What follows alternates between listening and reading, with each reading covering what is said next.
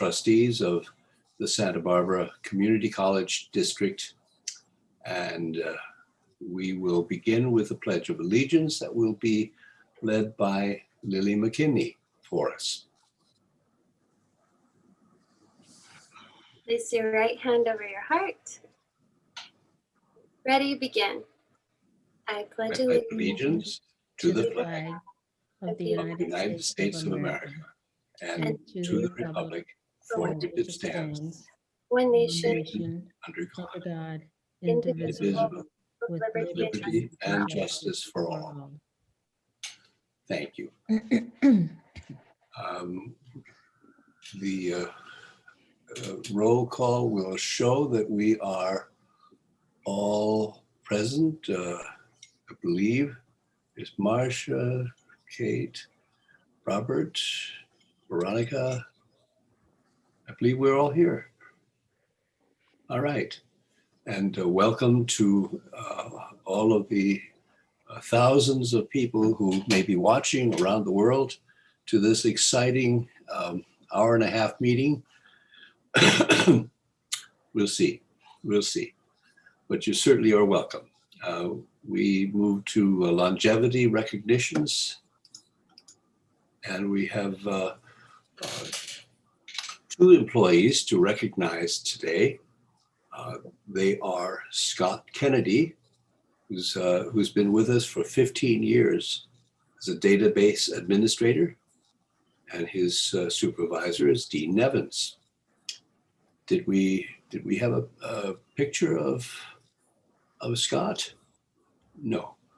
Okay, and Sandy Lee, who's with student finance, and she's been with us for 20 years. And her supervisor is Nicole Hubert.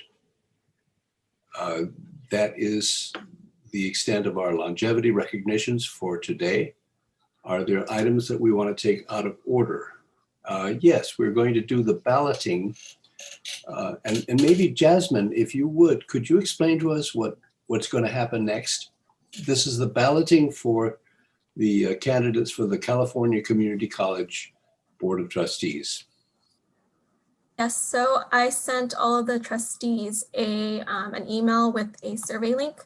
So if you just go onto that link, you can rank the candidates in order by who you want. And then once everybody has done their voting, just, let us know. Okay.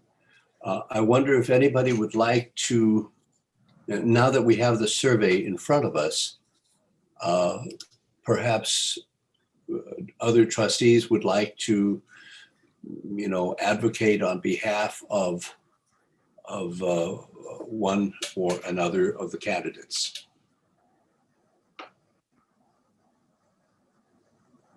Any takers? I see, wait, I need to move this over so I can see who was first. I believe Kate Parker was first.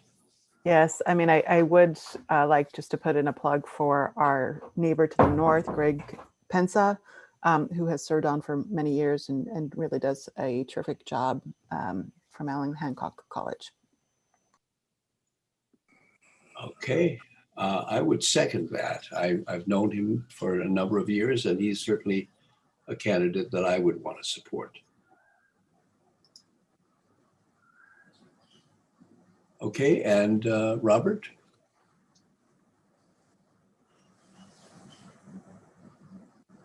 You're muted, Robert, so I would third that as well concerning Mr.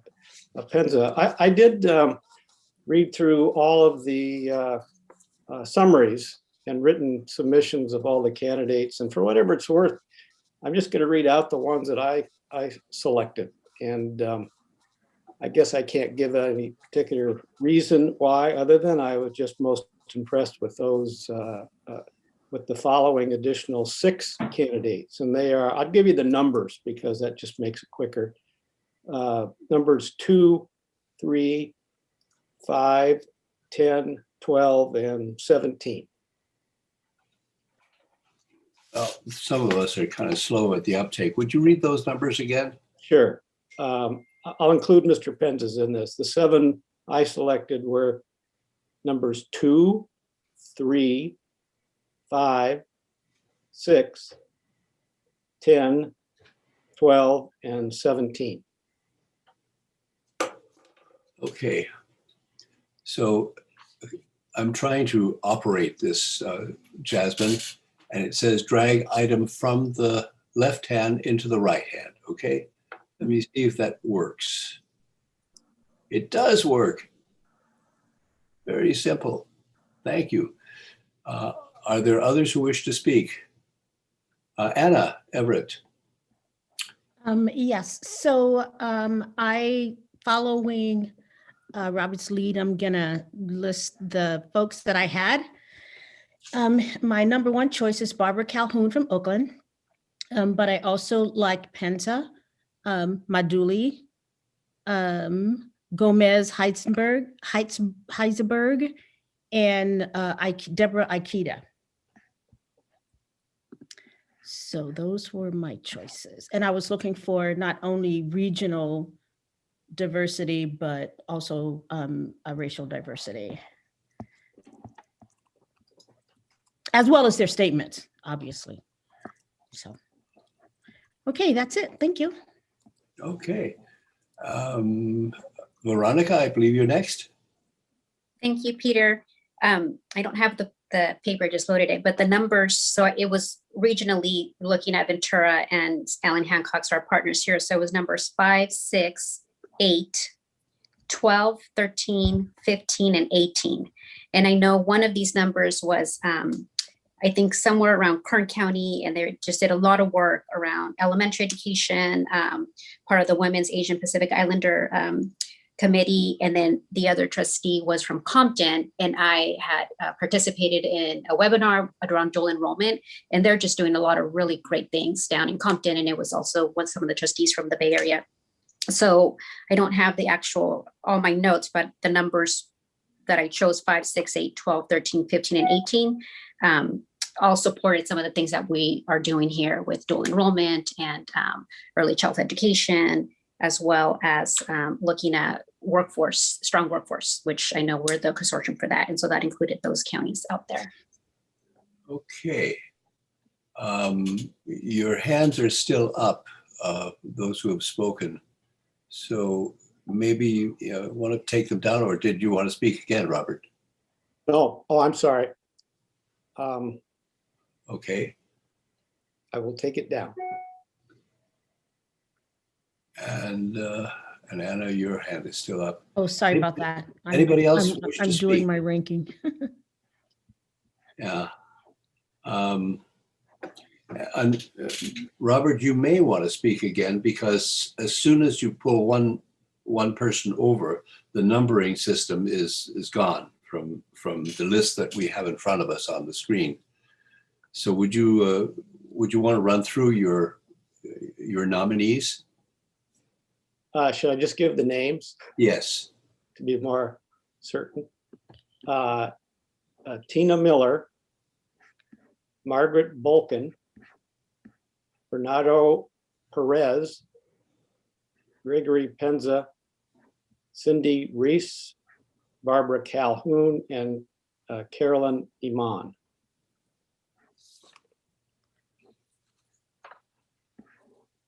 Thank you.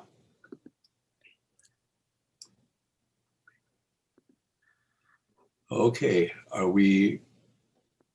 have we all voted? Not quite.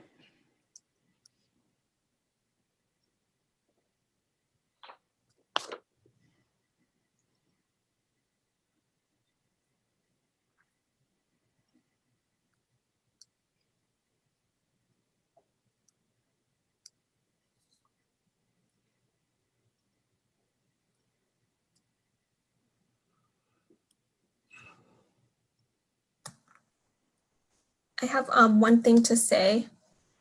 Somebody put Barbara Calhoun as their name on the survey. That was me, Okay, thank you. and I'm cleaning it up right now. Thank you.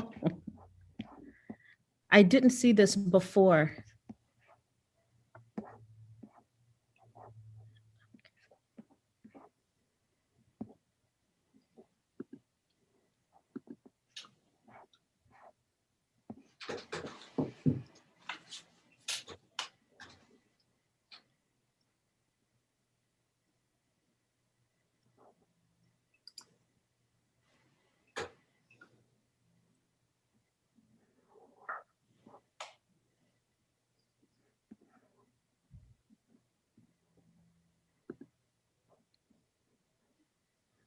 So was the error, would that negate anybody from submitting it? We're still waiting on some trustees to submit the survey. Okay, I'm trying to figure out what the error was. I pressed submit and got an error notice. I hope that wasn't due to me.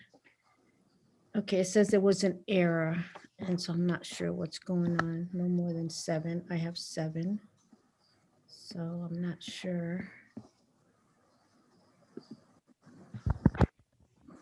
Somebody did not submit their name. That might be the error. Okay. Did- Got it. Okay, mine's done. Said thank you. Just the last name? Or do you want full name? Full I name. did my full name.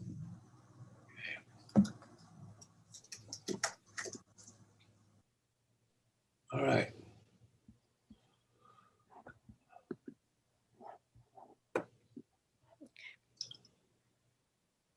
Are we set? Give me 1 second.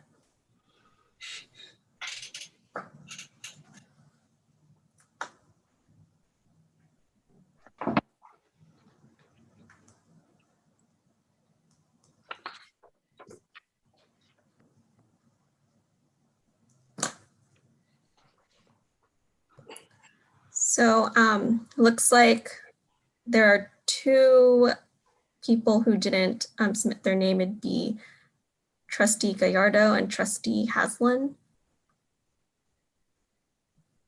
What did I not do? On the survey, when you go into it, there's a section for you to just type your name, so it records your results under your name. I did, and On I number pressed- 1.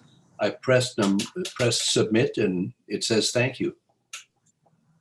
Okay. The response is very important to us. So mine has been accepted. Okay, we're good now. I just got word. Okay. Very good. So we can take that one off. We can take that one off, and we're back on.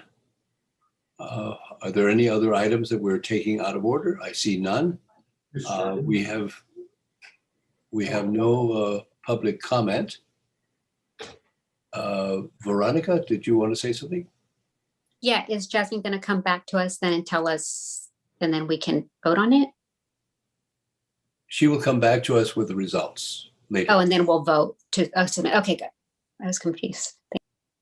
Yeah. All right. Approval of the minutes, the regular meeting of March 11th, the special study session of March 25th, and the special meeting of April 1st. Do we have a motion to approve the minutes? So moved. Second? Motion is made and seconded. Discussion? Hearing none, we'll move to a vote. All in favor, say aye. Peter, Oh, I'm sorry. Marcia, I just want to check, Jasmine, we made the change on the March 11th, correct? Yes. Because there was a missing word there that changed the meeting. And so she's corrected that. Yes. So the minutes would be approved as corrected. I mean, if anyone wants an explanation, I guess it's that we paused for a moment of silence in honor of the people who are no longer with us, and the no was missing.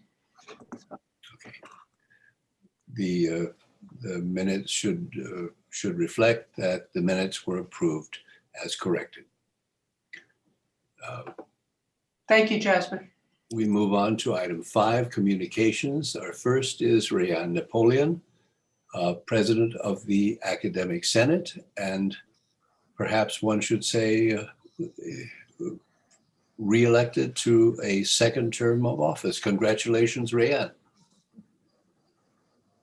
Thank you so much. I think everyone always gets the C word misused. It should be condolences, right? No, but thank you just the same.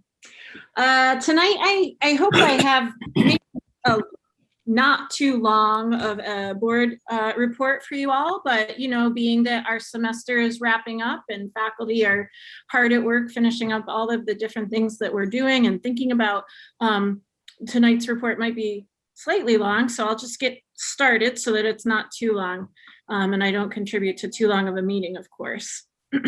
So in early February, the Academic Senate approved a motion to form an ad hoc committee with the sole focus on creating recommendations around so-called anti-racist hiring practices.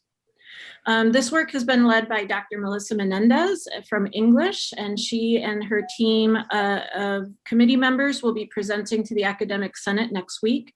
And I am incredibly excited to hear their recommendations shared publicly. I joined them in a meeting just this week earlier with VP Michael Shanahan. And we were able to hear the good work that they were doing. And so I'm really excited that this is going to be one of those really impactful things that are coming forward for our faculty hiring practices. So I'm definitely really excited about that. And if anybody is interested, please join us at Senate this week for their presentation. Other agenda items that we've been looking at and working on is we had recommendations for changes in our academic renewal policies come forward from 2 of our counselors from EOPS, Ana Garcia and Camila Costa. They presented in, I think, late February, their suggestions for revisions to the AP, and the Senate has been actively trying to put this in front of our faculty to get feedback so that we can have the recommended changes from our counselor move forward through our governance processes. I'm highlighting this not only because this is a student-centered effort and it's coming from our counselors and EOPS faculty, but also to highlight how our Senate is really working, how it's empowering voices to bring suggestions forward for first consideration at the Senate level by faculty, empowering the voices so that it can then move through our governance structures and other ways. I'd also like to mention that we, in a resolution passed by the Academic Senate earlier this semester, the formation of a task force to kind of support students in the social emotional aspect of the COVID crisis that we all find ourselves in has been working right along. While it's not necessarily official, I do want to highlight that both Melinda Gandara and Armando Ramos from Fine Arts, Melinda's from, Ramos, from Ethnic Studies, the 2 of them have really been spearheading the effort. Now, let me just mention how we are moving forward with our response. We're trying to do something, and remember, my PhD is in chemistry, so this is well outside of my wheelhouse. So if I don't explain this very well, that's why. We are working on, let's say, an art installation that is interactive and available to the campus community so that we can all enjoy it. The timeline for this is, let's say, mid-July for a soft launch / opening, and then for when we are arriving back on campus in the fall for more students, staff, faculty to interact with the art installation. We're also hoping to have a piece of the art installation out in the community somewhere so that it's not just on our campus, so that it's this, multi-site experience. Can you tell how uncomfortable I am talking about this stuff? So we ended up with an art installation. We ended up here because both Melinda and Armando thought, what is the response? How do we get people to engage in materials? How do we collectively respond to the trauma that has been COVID? Specifically, we called out 2 populations in our COVID resolution that included the Latin Latino, Latinx population, as well as the Asian American population. But we hope that the art installation is responding to all of the trauma associated with COVID and all of the loss that our students have experienced. Okay, so last week, no, not last week, I think the week before, we heard at the Senate, we had a really great presentation from our PEC committee, Program Evaluation Committee, co-chaired by Dean Carolla Smith, about our overhaul of the program review process. If you weren't aware or didn't remember, back in spring of 2000, yes, that's right. The co-chairs of PEC, which at the time was Academic Senate Patricia Stark and Dean Carolla Smith, came forward to our College Planning Council and said, hey, our program review process is not matched that well with other college initiatives. Let's take some time and really overhaul this. We asked Dr. Goswami and Executive Vice President Dr. Rawlson to allow us a pause in our program review cycle. And so with the idea that we would put in a lot of hard work to overhaul this. So I am extremely proud of everybody on PEC, especially, like I said, Dean Carolla Smith. She's done a huge heavy lift of this, as well as two faculty members that especially love program review, Counselor Guire Schuyler, and then we have an astronomy professor, Sean Kelly, who are also very active members, very invested in overhauling program review. The new program review, when you hear about it, when you see it, please know that it's student-centered, equity. It came forward with an equity lens. We looked at all around the state what others are doing, took what the best parts of what they were doing, the best parts that we were doing, putting them together. We thought about our different programs on campus, whether they're academic programs or student services or even administrative programs, and thought about what is unique to those different areas of the college and redefining the questions that are asked during program review. And I think a lot of people are going to be a lot happier with our program review process, and not just happier with it, but I think it's going to serve our campus a whole lot better. Other things that have come up earlier in the week, I hosted the Academic Senate's monthly faculty town hall. This month was in partnership with our own Associated Student Government. Lily, who's here with us, helped me out big time by getting a survey out in front of students about their experiences in this remote learning climate. And I was able to take the early responses from that survey and put it in front of faculty and say, okay, faculty, we have an hour and a half together. Let's talk about what our students are experiencing. Let's talk about what our students put in the survey. What do you think? I know that many faculty throughout the year have gone through webinars and professional development, different tasks, as well as, like learning new software and all of that. And all of that is great and has been much needed, but what are our students telling us? And so that is where we focused our effort. There were some action items that came out of that faculty town hall that I've already followed up with around different administrative places. And I think that a lot of good work came out of that town hall. I really love the free structure of the town hall too, getting away from the, the almost clunky governance academic senate meetings and just sitting with other faculty members and not really having an agenda and just kind of talking amongst ourselves is been really, really great this semester in terms of these faculty town halls via Zoom. I hope once we're all back together that we can do this over coffee or do this over some kind of social thing so that we can just, come back together as a faculty body when we all can get safely together. I won't bore you with the other governance items that we're working through, but I promise you there are many.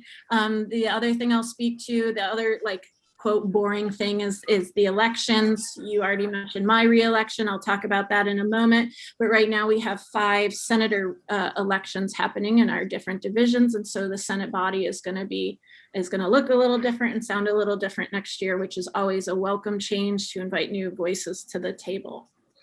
A couple of good things before I leave you. As a matter of fact, the State Academic Senate just hosted their spring plenary.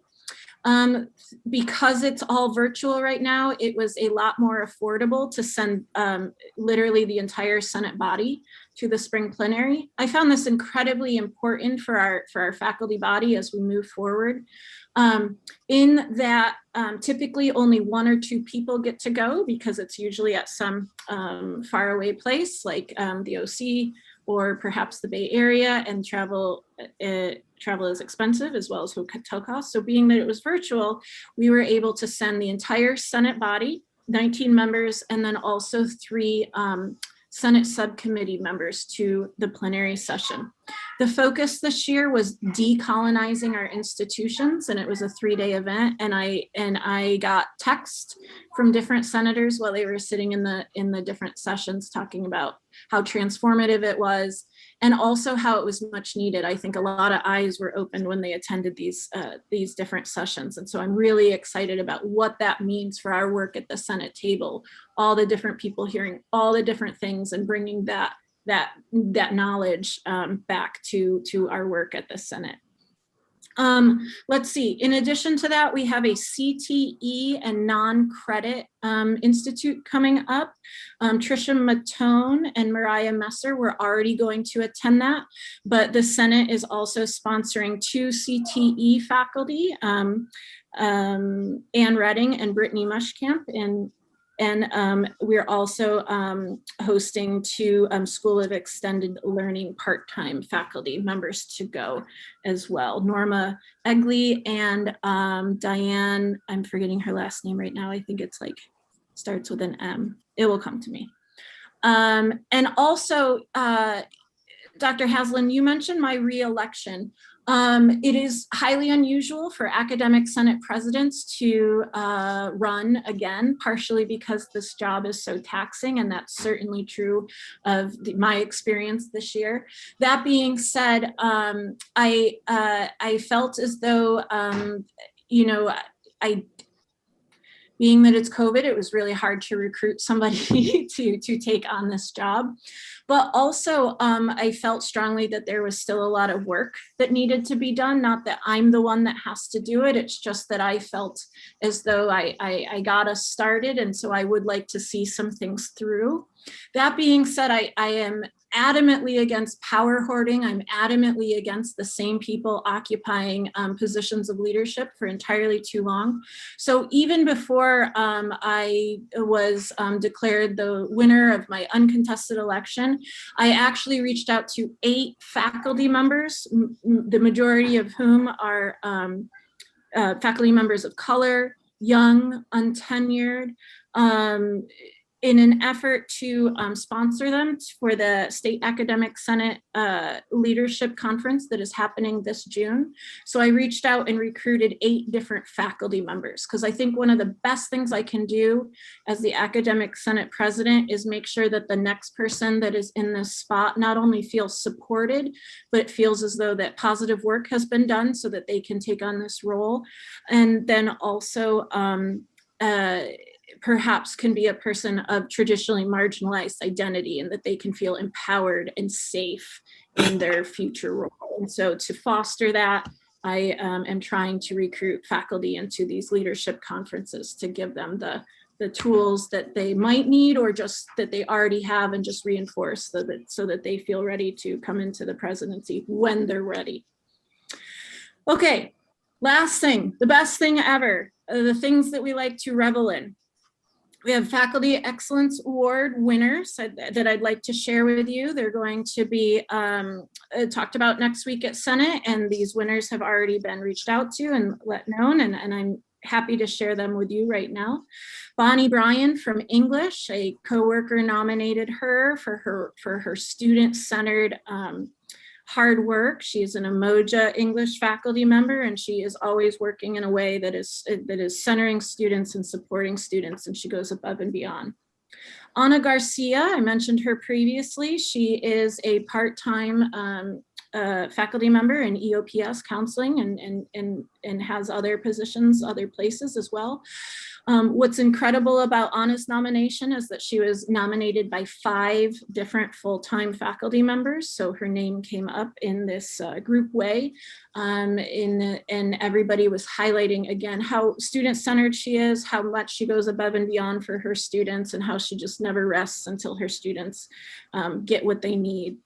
Matt Kay from biology was also honored. He was nominated for his huge lift as CAC chair this year. He's from bio. Mentioned Sean Kelly previously. He's from astronomy in the Department of Earth and Planetary Sciences. He was actually nominated by an administrator who mentioned that his daughter is taking his class, and how Sean, Dr. Kelly, is literally changing her life and how excited she is about astronomy. And so just highlighting the impact he has on his students. Trisha Matone from Adult High School, GED, School of Extended Learning. She was nominated by 2 School of Extended Learning faculty members. Trisha is the adjunct part-time non-credit senator at the Academic Senate. And please let me tell you how Trisha has done so much more than a senator is required of, and she just works tirelessly for her fellow faculty in School of Extended Learning. So it's excellent that she has been honored in that way. James Moy in music, he was nominated by 2 of his colleagues for his amazing work in supporting students in this remote time, dealing with the so-called latency issue that we experience with Zoom and allowing for real-time concerts. People have watched the concerts that he's put together all around the world. It's really amazing what he's able to do. If you ever get the chance to attend one, please do. Wendy Peters in academic counseling. Again, we were hearing about how student-centered she is, how she goes out of her way to make sure that her students get what they need. And the same story was told about Shauna Sweeney, who is an HIT-CIT faculty member. So she is supporting her students through this time of crisis. And her students are unique in that her program, even prior to COVID, is fully online always. And so she caters students from all over. And so she has the unique ability to make sure that she creates community in her classroom environments. So I'm the one that gets to bring it to you. I'm the lucky one that gets to mention it here at the board, but those faculty members are really, what they do speak volumes about the way that we serve our students and everything that we can do as a faculty body. So I'm finally done. Thank you for allowing me this time to share all of these end of the semester things with you. Okay, thank you, Rayanne. Are there questions? I have one, and it really piqued my interest. Your town hall meeting where you really discussed the experience of students during this COVID period. Is there a record of that? Are there ways that the rest of us can share on what happened? What did the students say? So, no, there is not a record of it. So in our work of campus climate, one of the things that I've been trying to do is rebuild trust amongst the faculty body. And so the different faculty town halls, I've been very clear that it's a faculty only space. And I keep making the joke that it's so that we can practice our secret handshake. And it's not in an attempt to exclude anyone else. It's just in an attempt to get faculty amongst ourselves and kind of have that unfiltered moment of just working amongst ourselves. So long story short, no, they're not recorded.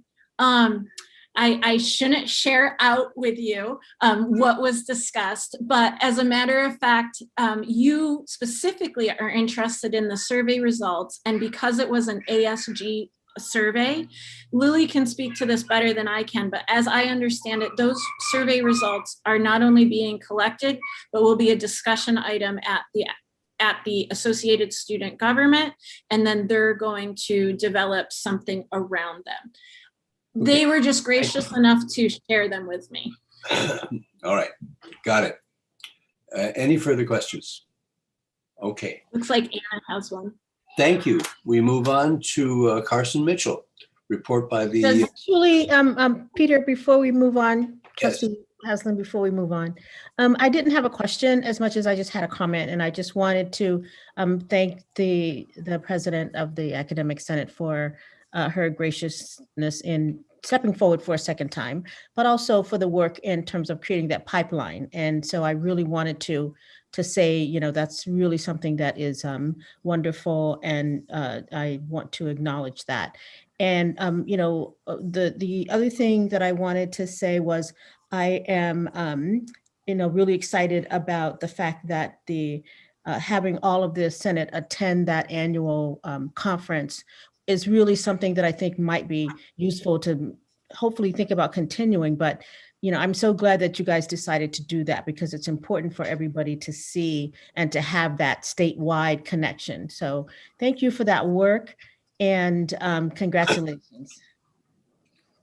Thank you Thank you, so Anna. much. I couldn't agree more. That's why I put them there. If nothing else, to make statewide connections, to get connections outside of our local district. Yeah, thanks.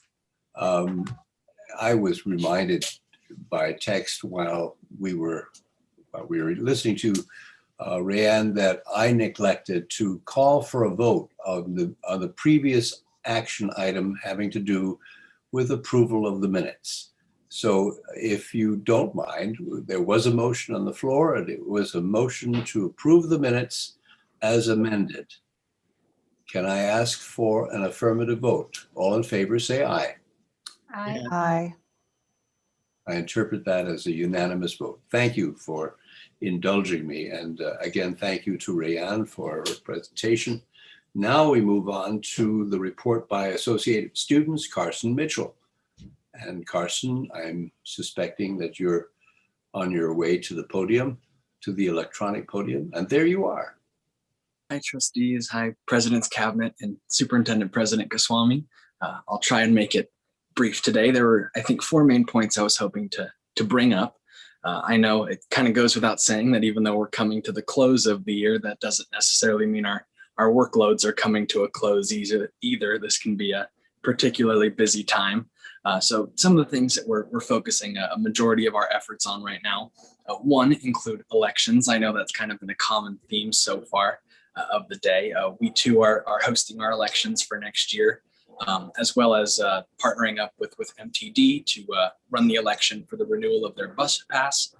Those elections are actually open right now. So maybe while I'm here, I'll give a quick encouraging reminder to any students who may be watching this or the recording after to do your civic duty and vote at sbcc.edu/vote. Fortunately, it's a really simple and nice URL. I want to thank, again, the whole IT team for doing that for us and getting us a page on the web page. But ballots are open until Sunday. And so again, students, I want to encourage as many students as possible to do their duty and vote. We put a lot of time into arranging those elections. Next, another huge thing, and I want to thank Dr. Napoleon for mentioning it as well. We've been really concerned about how the past year has affected students, especially in terms of virtual learning. You know, that I think was probably the most drastic and overarching shift for everyone. I think, you know, that's where everyone kind of got derailed a little bit. So we put together a survey. We definitely put a lot of time and scrutiny into it. It wasn't a single-handed effort. I want to thank administrators. I know Dr. Goswami even helped us a little bit with some input on how to properly design a survey and make sure that we get the responses that we want. The questions were designed by students, though. We wanted to ensure that we were, I guess, putting out questions that weren't necessarily slanted one way or the other, but would seem more personable. Not like not like a formal survey, but students talking to students in the hope that would elicit more answers. As of this point, I think we have about 150 responses from students, but we're still hoping to do a little bit more advertising before we conclude everything. I know we're not going to get the whole student population. That'd be a little ridiculous, but we do want to get an adequate cross-section before we start drawing big conclusions from this. But we've been very fortunate to have very passionate students who have really given some genuine feedback, and the results so far have already been incredibly helpful. So our plans to follow up from that. One, obviously, we'll be doing a lot of behind the scenes work, trying to come up with ways we can advocate to different campus committees and provide some more substantive change over the coming year or so. But the big thing that this is going to culminate into is an event coming next week, which is similar to the faculty town hall that has had quite a lot of success in engendering important discussions. And we're hoping to create kind of a year in review student town hall, kind of a similar concept where discussions will be based off of more broad themes. Instead of us picking a discussion topic, we pick like a one-word topic that would inspire students to come with different answers and different perspectives. Our hope is to host that on Tuesday. We'll be doing a lot of advertising for that on our social media, and anyone is welcome to attend, but obviously the discussion will be students only. And it'll be a space for students to come vocalize their concerns and have their voices heard. So that's kind of the big thing on our radar. And obviously we're working really hard on next year plans, talking about, what do we need to put together to provide to the next year's board, facilitating trainings, making sure that plans that we put in this year are going to remain in continuity and continue into the next year. And a lot of our efforts are also centered around following up from the results of the state this year. Obviously, in the past month or so, we've had a lot of big student state conferences from GA and a lot of results coming down from the Student Senate, the SSCCC for the state. And so a lot of our efforts are focused on how can we take the really innovative initiatives coming out of the state and implement them on our campus. So again, that really has taken up a lot of our time. Those are our big items of focus right now. But again, the rest of it is probably miscellaneous stuff that I don't want to bore you with today. So I'll probably cut myself off there unless there are any questions. Any questions for Carson? I see no hands up. Thank you very much, Carson. Thank you very much. We move on to Liz Auchincloss, a report from classified employees.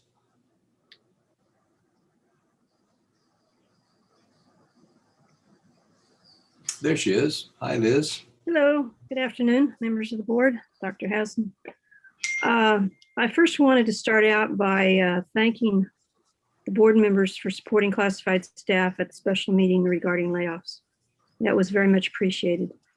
So I just wanted to reinforce that. And also today I want to encourage you to support Resolution 8, which declares third week of May Classified School Employee Week. And normally in April, we do the Outstanding Classified Employee of the Year, but we had a lot of nominations this time. So we're going to do that at your May meeting. One of the things that hasn't been mentioned that Classified worked on with many of administrators and faculty is the college calendar for 22-23, which there's a bit we support, which would allow for spring semester to start after Martin Luther King Day. A lot of the staff think that's very important, that the students have time to do everything they need to do before this spring semester starts. So we're encouraging that one. So that's going through the process. And we've also worked on the PEC committee for the program review. Comments did come up that classified staff would like to be more involved in program review. Right now, it's usually done by our managers. So we're encouraging that staff may have a bigger role when they do the program review. And the last thing I want to mention is there's been a lot of talking, a lot of anxiety, a lot of concern about reopening. People are hearing a lot of different things, like we're going to open up, everybody's got to be back June 1st, everybody's got to be back June 15th. And I just want to remind everybody, including the staff who are listening, that we have negotiations on Monday, because there's a lot of impacts of reopening that are negotiable. So we'll be doing that. And we've also have a survey out to collect people's concerns, because there are lots of concerns out there that we'll be talking about when we meet with the district on Monday. So that was short, but that's pretty much my report. Thank you very much. Any questions? Thank you, Liz. Are there questions for Liz? Thank you. I see no questions. Thank you so much. Report from Superintendent President, Dr. Utpal Goswami. You're up. Thank you, Trustee Haslam. My report will be fairly short, just with two items. One is a reminder to all of the college constituents that the technical visit by the Academic Senate of California and the CCLC is going to take place on Friday at noon. So I encourage everybody to attend so that they get to either hear or contribute in the discussion regarding governance, which is a standard for item, improvement item for us in this accreditation cycle. The other part is that we are working on plans to a phased return sometime in June. So hopefully by early May, we'll be able to make some definite announcements regarding how we plan to open up our campus, obviously in a phased manner. Just as a reference, many of our neighboring college districts are already beginning to have some in-campus operations. We were about the first to go to online, and more than likely we'll be one of the last to actually come off to online to in-person operations. But again, that'll be done in a phased manner, consistent with the governor's announcement regarding June 15th. And I was going to update the board as part of the agenda, so I don't need to repeat those items now at this point. So that concludes my report. Okay. Questions, Jonathan? Yes, and just one question. As part of the reopening, is there a consideration to require vaccinations when that does happen?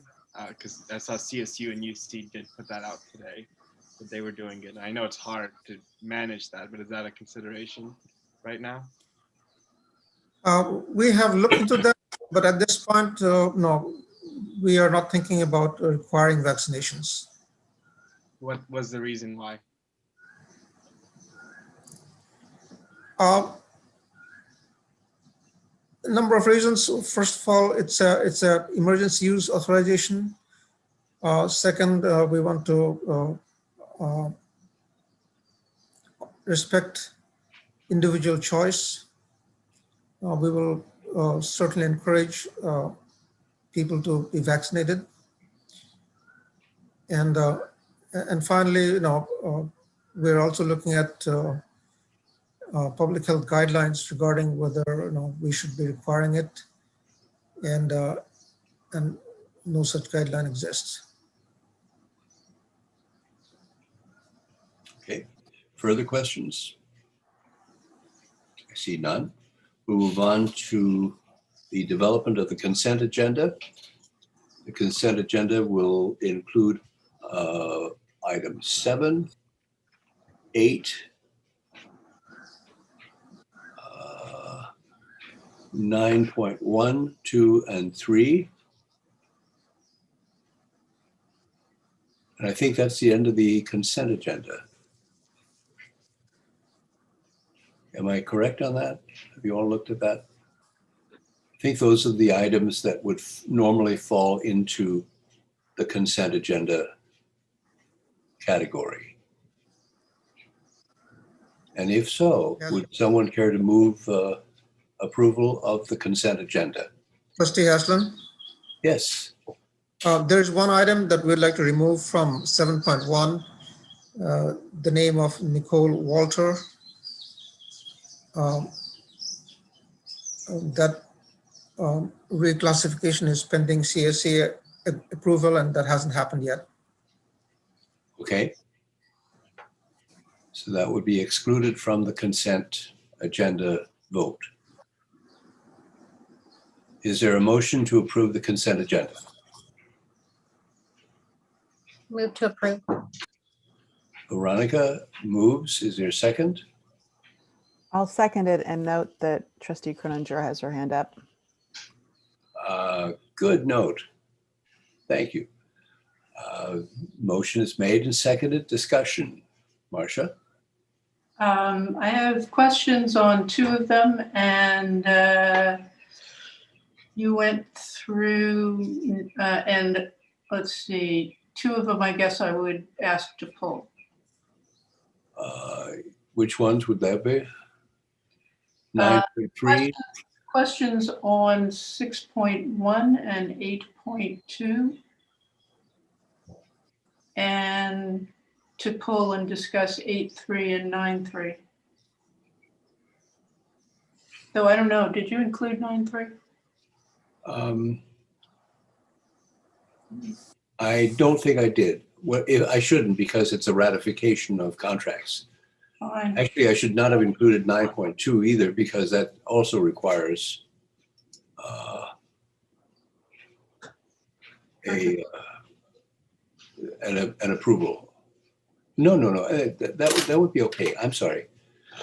So I think I did include both of those, and perhaps I shouldn't.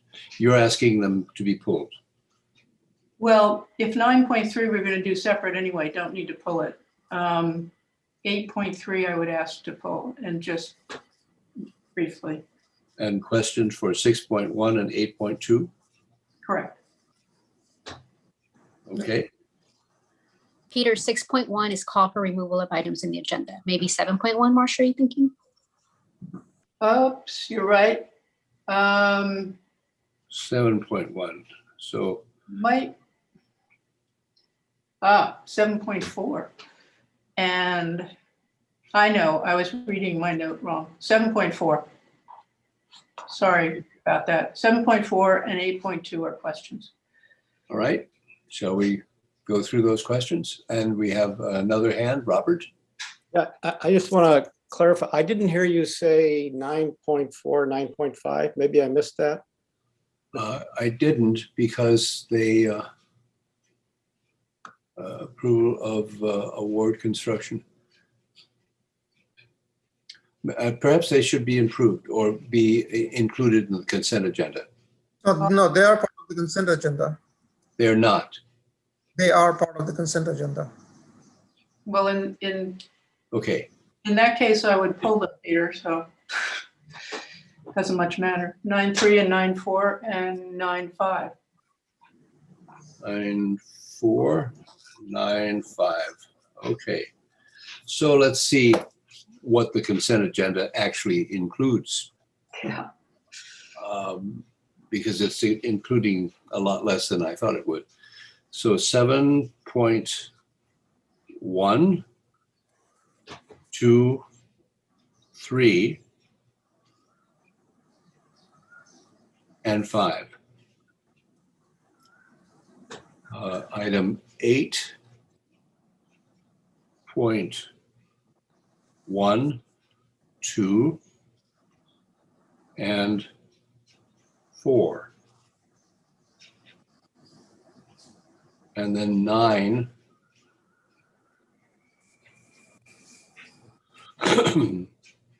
Point 1. And that would be it, right? 9.1, and 9.2. 9.2. That constitutes the agenda, the consent agenda. Correct, but 7.4 and 8.2, I think that are just quick questions. All right, let's try that. 7.4, go ahead. One of the changes there is to add maintain locker rooms and athletic facilities in a clean and orderly condition. That sounds to me like you're requiring this person to do a lot of basically maintenance and janitorial work. I mean, that's a huge job to maintain those facilities, clean them. So I'm wondering if that was the intent. No, no, we have custodial services for that. This looks more to equipment and uniforms and that kind of orderliness in the locker room. Could we maybe be a little better about describing that then? Because I think we're really broad. I thought you didn't mean that, but it sounds like he's become a custodian.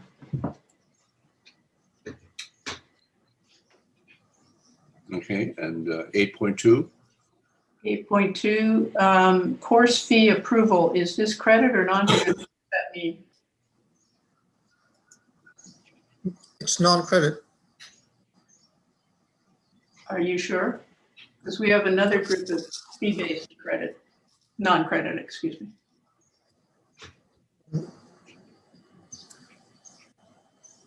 We said, I'm sorry, I've gotten a little confused about what's been pulled. Which item number is this question on, Trustee Croninger? This is item 8.2, and it was not pulled. It's simply momentarily out for a question. And if the question is responsive to or the answer is responsible to the question, we include it in the consent agenda. Okay. And the question, Trustee Croninger, is a question about course fees? Correct. The course fees associated with a credit-bearing course. Those are credit courses, and those are fees for credit courses. Yes, that falls under the instructional materials and instructional support element of credit courses, where students are notified within the catalog prior to signing up for the class, and then it covers the cost. Okay, that's kind of what I thought, but it seemed a little unclear. Thank you. Well, fees start to trigger us to think about fee-based courses, but no.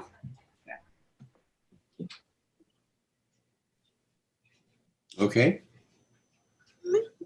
So can we include 7.4 and 8.2 in the consent agenda?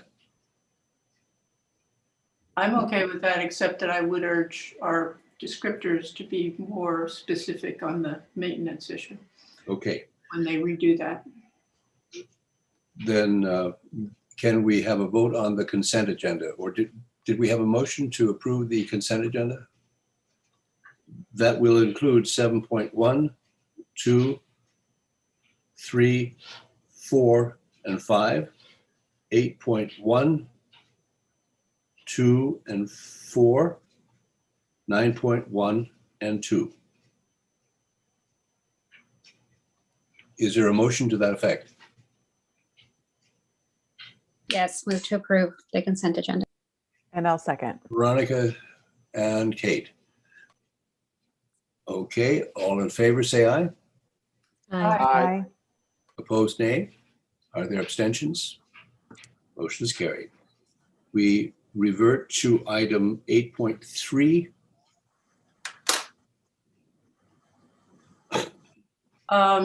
I brought this up because reading through the fee-based non-credit classes, I had some reservations about the appropriate content for an educational institution of our nature.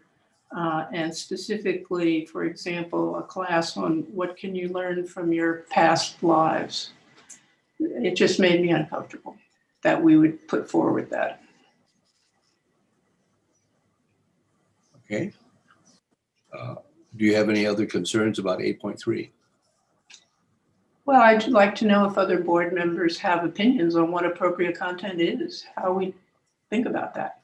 Is anyone else concerned about this? If not, I would entertain a motion to approve item 8.3. So moved. Who, I'm sorry, that was that Anna? Okay. Yes. Anna, is there a second? I'll second. Robert seconds. All in favor, say aye. Aye. Opposed, nay? Are there abstentions? I think I would abstain on that one, Okay. but only as to that. Martha abstains. Item 9.3.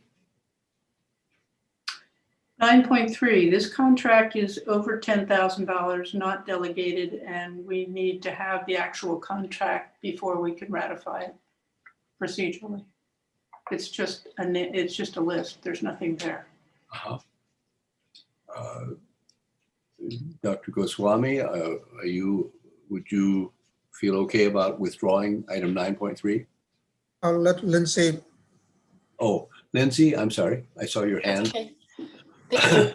Trustee Croninger, it's just been a while since we've had any independent contractor forms come to the board. This is our standard procedure for independent contractors. We use this same process of a summary form when these folks have signed our contract, our district approved, attorney approved contract. So that's why we're not bringing forward the contract, because they've signed the same contract we ask any other independent contractor to approve, and we just bring it to the board in this summary form. Well, I'm not quite sure I've seen that contract. This was 2 years ago now that we changed this process. I don't recall if we brought the contract itself to the board or not. I just don't recall, but this has been our process for a couple of years now. Well, I do remember seeing actual contracts when they're of this kind of amount, and I don't recall any form contract that you're describing for the independent contractors. So I would ask that we kind of deal with that in a, or bring it forward or something.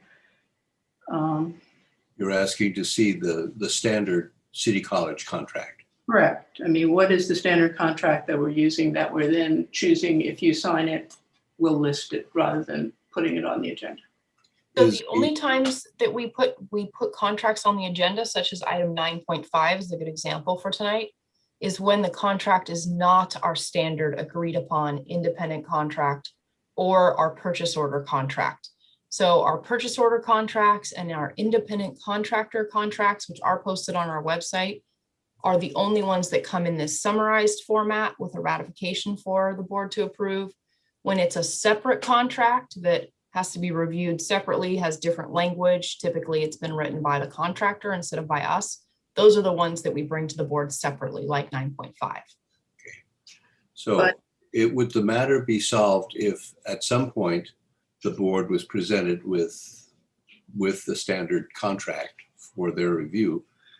And on this particular matter, item 9.3, we simply, Marsha, would you be agreeable to passing this particular contract with that proviso?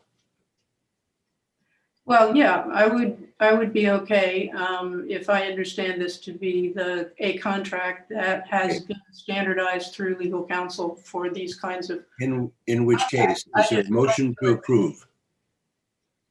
Is there a motion? I see a motion to approve. No. I just had just a brief comment. Oh, okay. Yeah. As someone who's new and has not seen the standard contract, I would be interested in seeing it because I haven't seen it before. So I would be interested in seeing it. I think that's fair. If it hasn't, and Lindsay said she's not sure that we ever did see it. We may have seen it, but I sure don't recall it. So let's have a look at it. Yeah, I just want to know what a standard one looks like since I'm new. Well, so would the rest of us. Sounds like. I'm looking for a motion to approve item 9.3. So moved. Second. Second. All in favor, say aye. Aye. Opposed, nay. Abstentions? They're not. 9.4, Marsha? Okay, this is another one that, and these are contracts, these are construction contracts you normally bring to us, right? Yes, ma'am. And I apologize, but I have an answer to the previous question. I found it really fast. The board did see the independent contractor document, the actual contract, the agreement on the October 10th, 2019 meeting. Very good. Might we, just as an information item, maybe we should have another look at that. Doesn't require an agendized item, just we'd like to look at it. Marsha, go ahead. Okay, so 9.4. The last time we discussed this, the bids were all rejected because the amount exceeded 500K, which was the workforce money. Mm-hmm. And now we're looking at a bid for 1,118,000, correct? The portion of that statement that is correct is that the bid we're looking at this time is 118, but your 1,118,000. But I want to pull up the previous bid so that we quote that correctly. The reason that we rejected the prior bid was not because of the dollar amount, it was because that we decided to change the scope of the project itself. Well, I remember at the time you were explaining to me that it was the dollar amount you didn't want to expend the general fund money. So I was wondering, what was the amount in the previous one? Almost there.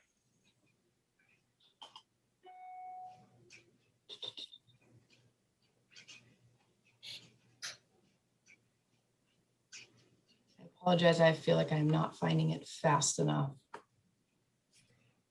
It was a similar dollar amount, but we were uncomfortable with having to, with the scope that we had determined for that particular project. Because it was too expensive. I mean, that was the discussion we had. I went back and looked at the discussion, but did not find the actual amount of the bids because it just says reject them. Right. However, we've gone out to bid again, and the new scope that we have determined that is ideal for this program came back with this cost, and the Strong Workforce Fund is able to pay for it. We've had a lot of meetings about this particular project and very strongly felt that they wanted to bring this to the board for approval tonight. This is the project that they want to move forward with, and they do have the funds to do so. So they're going to change the amount that's available. Yes, from ma'am. 500 to cover this whole thing. Okay. Yes. That's good. What was the previous bid? I'm not finding it fast enough for you. I'm sorry. I'll keep looking.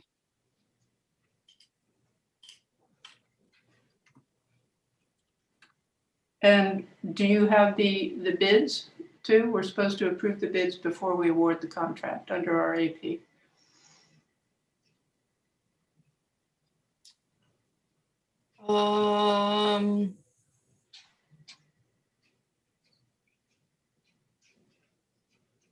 This is approving the bid number 745 with the contract. That's what this item is doing.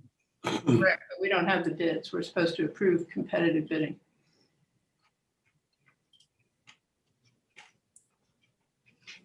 I'm sorry. I'm not sure what you're referring to.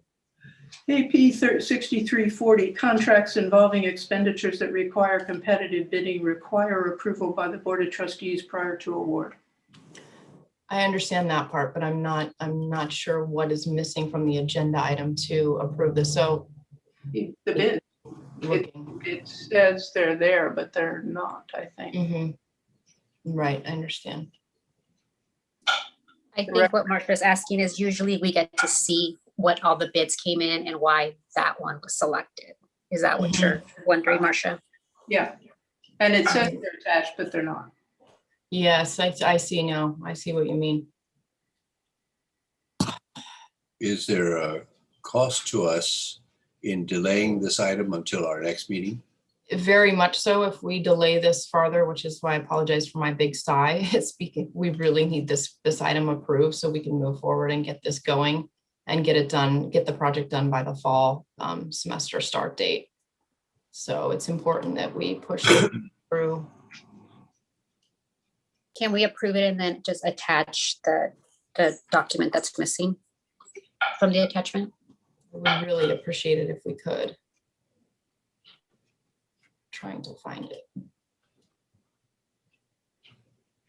Are you still looking for the previous one? If you find it, maybe they can just share screen it, and we can, see them and then approve them. Yeah, that would be good. And I'm certain I can get it emailed to me quickly if you want to move on and if you wouldn't mind coming back to it. Without objection, we move on to item 9.5, approval of contract for auditing services. This one is, as you mentioned, Lindsay, obviously written by the auditors. It's on their letterhead and there's no indication it's been reviewed by legal counsel. And I would be concerned it needs to be. The indemnities are all one way. They are against the district, and there is nothing protecting the district in any comparable fashion, among other things. I mean, there could be a lot of issues there that legal review might or might not see. I don't know, but that one jumped out at me. Is there, the same question, is there a concern or is there a cost to us by delaying this item until the next meeting? No, not on this one. Okay, we'll move on. Okay. With the proviso that at the next meeting, Marcia's concern be addressed and that we have this item back on the agenda. Item 10, 10.1, resolution number 8, classified school employee week. Does anyone wish to speak to this? Like to move to approve this resolution. Jonathan moves approval. Second. Anna seconds. Is there discussion? Yes. Discussion from Jonathan, and then Veronica, and then Anna. Just very simply, I just want to appreciate our classified staff and everything they do to keep the college running on a day-to-day basis. This is the least we can do, is have a week. There's much more we can do and should be doing. Well said. Well said. Anna? Well, I just want to echo what Jonathan said. That's what I was going to say. I really appreciated having that there, and I support it wholeheartedly. And thank you. And Marcia is next. Oh, I'm sorry. Veronica is next. It's okay. Just to say, in years past, the appreciation has always included some yummy things to share, to eat together. And so I know that we would have done that if it was not the current situation. So I'm sure a little rain check on some fellowship and some yummy food will be coming. Okay. I look forward to that. Marcia? Ditto to what Veronica just said, because we were able to have a celebration when we could be in person, and also to what Jonathan said. Thank you, classified staff, all of you. Thank you. Kate, you're next. And I'll just note that there's a typo in the title of the resolution where Santa Barbara is misspelled. And so my hope is that we can correct that and reattach it. Without objection, it is so ordered. Anyone else care to speak? No, I see no further hands up. Veronica and Kate, lower your hands, please. And we have a motion before us. We've had discussion. All in favor of the motion, please say aye. Aye. Opposed, nay? Wait, is it a roll call? Oh, you're absolutely right. Jasmine, would you please call the roll? Trustee Everett, Aye. Trustee Parker, Aye. Trustee Haslin, Aye. Trustee Gallardo, Aye. Trustee Croninger, Aye. Trustee Aboud, Aye. Trustee Miller, Aye. Student Trustee McKinney. Aye. It's all yeses. Okay, thank you. You know, I'm remembering that we've been previously reminded that all of our votes need to be roll call votes. And I had completely forgotten about that. I believe there was only one vote where there was not a negative vote, but an abstention. And so the previous votes could be recorded as unanimous votes. We move on to item 10.2, resolution number 9. Support for our Asian American and Pacific Islander community. Jonathan, would you like to speak to this one? Yes. Yeah, I think we had the discussion about this resolution almost a month ago now, so it seemed like a long time ago when we said we wanted to put this forward, but I think that this is still something very important for us to do, to recognize that there has been an increase in hate crimes and discrimination against Asian Americans and Pacific Islanders, including in our district. 3,800 across the country. Some must be here, and we know that in general in the past when we didn't put this in the resolution, but there is a history in Santa Barbara of Asian American and Pacific Islander identification being ostracized, discriminated against in so many ways, historically and even more recently with international students who many come from Asia.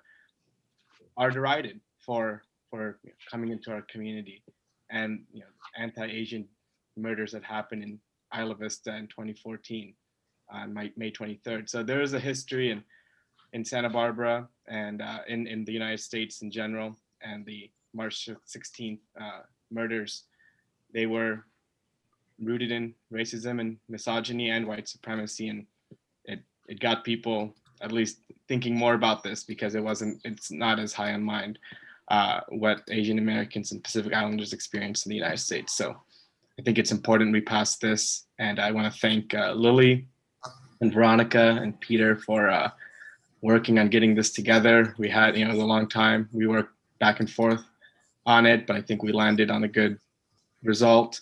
And I know Lily had even some of the students in ASG look through it, and so we had really good eyes on this, and we're excited to get it passed today. Thank you. Thank you. Marcia was first, and then Kate. I wanted to suggest a few changes to the second whereas clause. I feel like we should center it on our Asian American and Pacific Islanders and not on Atlanta. And I think there's also some factual difficulties in that, as far as I can tell, this is a case where the person responsible has not been charged with a hate crime yet, but certainly the response that we have all been concerned about and how deeply traumatic the events were in raising that were it's sad, but in a way it was a good thing, because it forced us to pay attention to something that we had not been paying enough attention to. So specifically, what would you like exorcised from this? Well, what I was going to do is suggest that this is what we might say. Whereas on March 16th, 2021, Asian Americans and all Americans experienced the trauma of multiple horrific murders in Atlanta that implicated racism, misogyny, and white supremacy, and brought into sharp focus the lengthy and ongoing abhorrent history in America of violence and discrimination against people of Asian descent. 8 Americans were, 6 of whom were women of Asian descent. Their names are Jonathan and Veronica, as the principal authors of this, would you accept this as a friendly amendment? Now, I would prefer to keep it the same. I think I don't see the difference between the two versions, to be honest, and it's just a lot to think about. So I didn't hear a major difference, and I think it's fine as is. I think the difference is the focus is less on the event of the city of Atlanta and more on the event. Well, so either you accept it or you don't. I would say no on this one. Okay. And Kate, you're next. I just wanted to thank the team of you that worked on this, because I think that you did a really good job. And I think it's very important that we pass this resolution. Marcia, I appreciate your comments. I think it's a subtle difference, so I think it's okay to go with the wording that is there. And I do note that there's possibly more than one typo in here, but there is one in the the third to last whereas, where it says stop AAP. I just want to I want to be sure that gets changed to AAPI. There may be more in there, but because that's bolded, I wanted to be sure that got fixed. And I hope that we can pass this unanimously. Let's see. According to my list, Jonathan was next. Is that because you didn't take your hand up? Yeah. Okay. Robert? I'd also like to congratulate those who participated in authoring this resolution. I think it's a very, very important resolution. I thought it was well done. I think I understand the intent of Marcia's suggested revision. I don't object to it, but I think it's okay the way it's stated, and it achieves the same objective. May I have a motion of approval for the resolution before us? I had a comment. Okay, I had my hand up. It's not visible. I changed my background to make sure my hand was visible, but anyway. I see. Yeah, I also just wanted to thank the team because it's so important and I thought it was, eloquent. So thank you for doing that. Thank you. Jonathan, would you like to make the motion? Sure, I'll move approval of resolution 9. Is there a second? I'll second. Motion is made and seconded. Jasmine, will you please call the roll?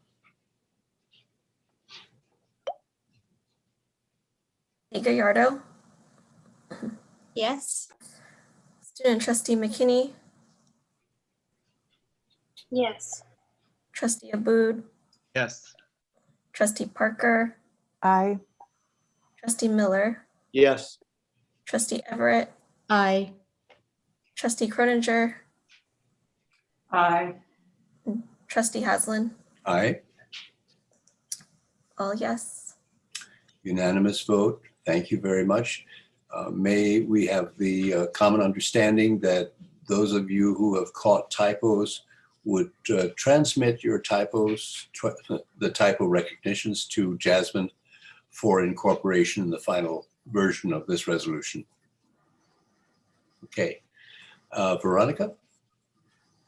Thank you, Peter. I just wanted to thank the Advancing Leadership Association. I originally had reached out to Jason Walker when they sent out their statement. So I think that with the board resolution and then the statement that they put out, I think it just collectively makes a nice statement and support for our community at Santa Barbara City College. I just want to thank them for that too. Thank you. Resolution number 10, declaring Diversity, Equity, and Inclusion Awareness Month. Is there a motion to approve? Okay, Anna, would you like to make the motion? Yes, so moved with a caveat with several corrections, but as you said, I already have them outlined and I will email them to Jasmine. Okay, is there a second to the motion? I'll second. Kate seconds. Is there discussion?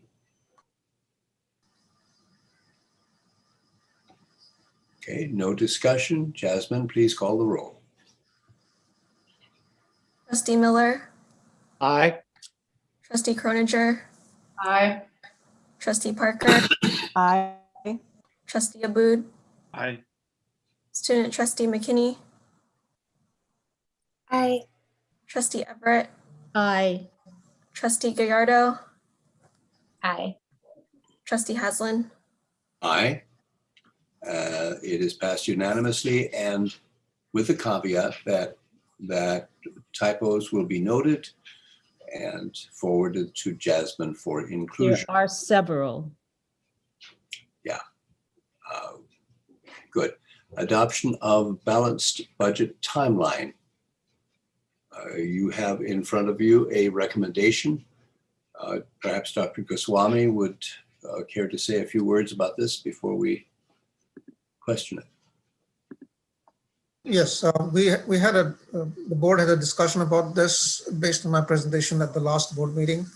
And I'm, formally bringing what I thought was the direction the board was heading for board approval. Okay. Is there a motion to approve the recommendation? I had a, Oh, well, maybe we could have a motion first, then discussion. Okay. Veronica, are you moving to approve? I can move to approve and then I want to comment. Yes. Okay. Veronica moves to approve. Is there a second? I second. And Anna seconds. Now, discussion. Go ahead, Veronica. Thank you. Thank you, Dr. Goswami. So I communicated that we need to stick with the timeline. Anytime we kick the can down the road, it never gets done. And that's just somehow the nature of public education. However, I think it's important I spent a number of hours, and I was sharing with Lindsay and Pamela, a lot of hours actually reading through all the HERC documents. I now have more pictorials and T-charts and graphs and federal education bill terminology than I can think of. And so what I want the public to know and to understand is that the direction that the federal government is giving state education agencies and local education agencies, it's so fluid and it's rapidly changing. And so I came away with this, that you're gonna need a year just to figure this stuff out. I started to just really empathize with the work at Lindsay's office, with all the decisions you guys are making. And so in voting to move this timeline, it's a vote of confidence to you, Dr. Goswami, to the team, that we're moving this timeline not to say, oh, cool, everything's fixed, because it's not. The pension costs are still rising. There's still a structural deficit, but it's a vote of confidence to say we're moving in the right direction, but we're being inundated with like tons of money, and everybody's working as fast as they can with so many regulations and so many things to do. So I just wanted to preface that, because I do think it's important for the public to know that that a lot of money's coming, but there's a lot of different restrictions to what we can use the money for, and it's complicated. So I thank you guys for the work, and just keep us posted. So I'm comfortable with moving it up, because it's a lot to figure out, and I don't know how you guys could figure out even all the money you're getting. It's just impossible to spend it all with all the regulations we have. So I don't know if that my comments make sense, Dr. Goswami. Okay, thank you. Anna, you're next. Yeah, essentially, I wanted to say that I do agree with most of what Veronica was saying, that it is really difficult to make these adjustments given how fluid the situation is. But I just had, two comments. One was, I was thinking at the end of the statement, these extensions by more than a year eliminate the such, flexibility to enact additional actions. And I was just wondering if it's okay to add if needed, because we may not need to enact, other items. The other point I just wanted to make was that, the idea that pensions are still rising. I think it's really important for us to realize that this is not a private industry. Many people in education take lower salaries for these benefits with retirement and pensions and that kind of thing. So I just want to add that to the discussion, but that's it. Okay, thank you, Anna. Marcia, you're next. Well, like Veronica, I spent a lot of time on the HERF legislation and the things that are trying to be done with HERF.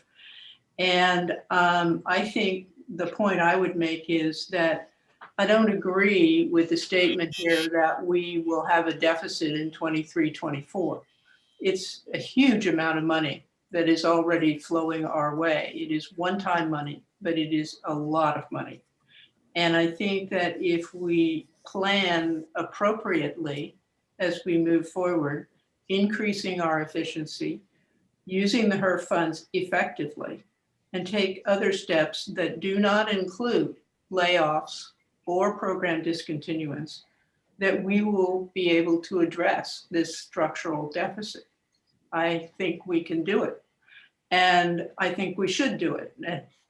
And I would also note that Dr. Benjamin left us with a great deal of analysis and recommendations of what we should do, most of which seem to have not been pursued. And those are options that I think we need to go back and look at. So I don't agree with the statement of a deficit in 23-24. Thank you.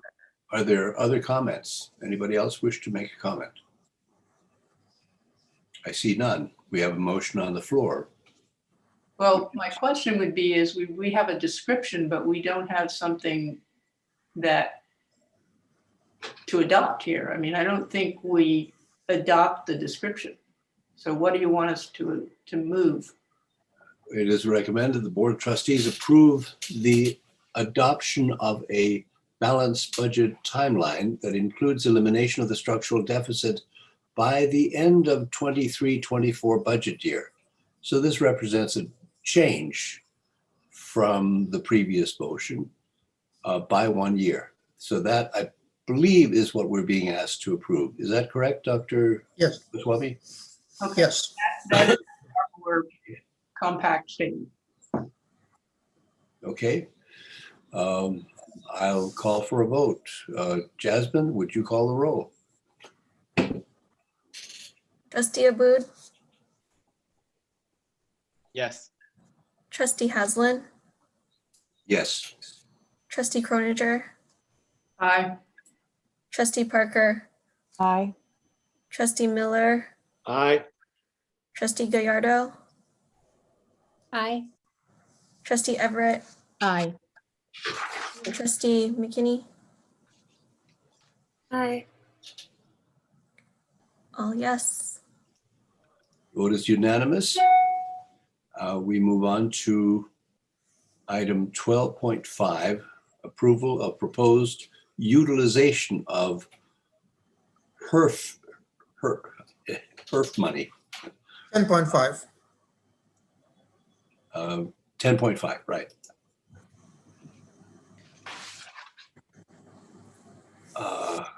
Is there a motion to approve? So moved? I think that was Anna.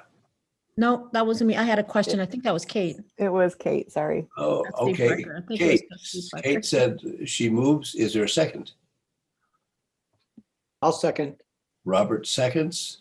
We are into discussion. The first hand I saw up was Anna Everett's.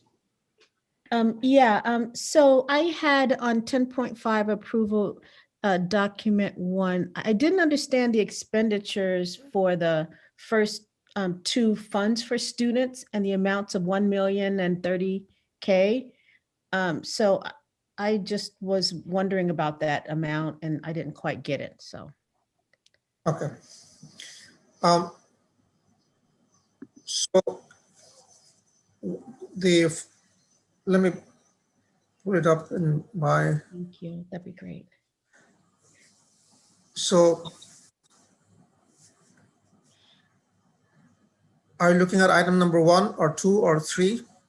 Okay. Hold on one second. 10.5, right. And it's document 1, the first one. Okay. Okay. Yeah, the Dr. first- G, she's looking at item number 4, targeted Yes. for 1.3 at the end. All right. So the Yeah. fresh, Yeah, HERF 2 list of requests, February. Yeah, that one. that's just as a request. We have not funded it or anything like that, but I'm just, Right. this is just, so it is a request, where we eliminate the student debt that students are carrying, and that's preventing them from, they're getting a transcript or not, sorry, Oh, to graduate. okay, okay. And then the library, the 30,000, the 30K Yeah, library funds for students. Okay, so that's a part of that same relief for the students. yes. Okay, that's fine. That sounds great. Okay, thank you for that clarification. I wasn't sure what that meant. So thank you, Dr. Goswami. Marshall? Oh, I'm sorry. Go ahead, Dr. Goswami. Yeah, I want to clarify board that the ability to bring money into the general fund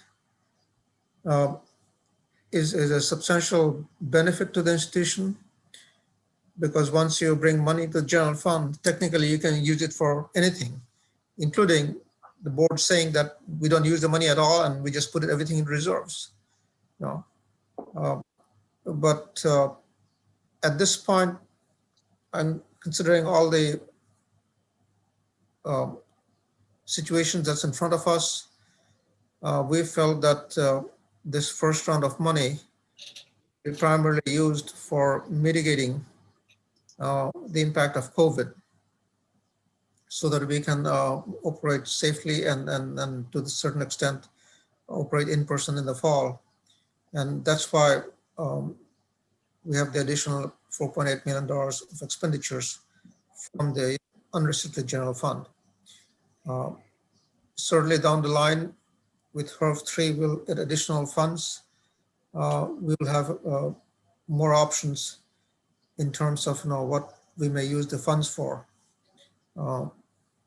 But clearly, one of the things we have to watch out for is that we do not want to end up creating long-term costs based on one-time dollars. So the expenditures that we incur has to be one-time dollars. We don't want to incur long-term expenditures based on these funds. Thank you. And then lastly, there is a typo where it says 30,000. There's a parentheses where it says enrollment, which is currently does. I think it should say which it, I'm assuming currently does. But okay, but thank you, Dr. Goswami, for that clarification. Marcia, I believe you're next. Yeah, I was hoping that the board might have a broader discussion here about process and planning. This is a huge amount of money that is coming into the college. And as Dr. Goswami has pointed out, it is extraordinarily helpful when it goes into the unrestricted general fund, because then we can use it for any proper purpose for that general fund. And what I regard as perhaps the biggest mistake that we made since I've been on this board, and that was back in 2010. We had almost $50 million in reserves at that point. And what we did was spend them on various little projects. And little is a relative term because some of them were like $3 million for Plump. And we didn't have a lot to show for it at that point. Whereas we could have done comprehensive planning as a college with full participation of our constituency, and I think come to a decision about how to allocate the money in broad terms that would have given us a far more important result. And I see that starting to happen again here. And so what I would like to see is that we back up and we ask ourselves, first of all, policy number one, shouldn't we maximize the recovery of revenue? Because that puts it into the unrestricted general fund in most instances. Then we have the maximum flexibility to use it. The current list of items that we have got in the second document on this list doesn't include all of the things that are eligible to be recovered. We have facility rentals, we have other kinds of tickets other than athletics. We have, I would think, the loss of money in cosmetology, which is shown on our budget as a negative loss of revenue, things like that. There's additional money that is recoverable as lost revenue. When you do that, you place it in unrestricted general fund. So I would say, does anyone on this board object to the idea as a general principle that we maximize our recovery of lost revenue so that we have maximum flexibility to use it?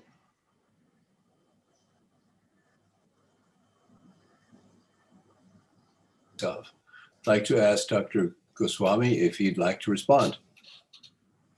Yes, the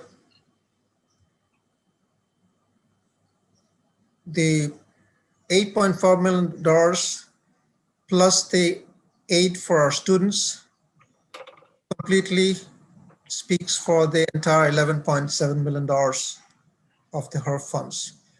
So we have additional losses But if we try to recover that money for the unrestricted general fund, we'll be grabbing that from our students. And I felt that that is not an appropriate thing to do. That's not correct. What we do is we maximize our recovery from all of the HERF funds. We can pretty much count on the idea that if we have a greater claim for lost revenue than the HERF money available to us as an institution, we can claim it for HERF 3.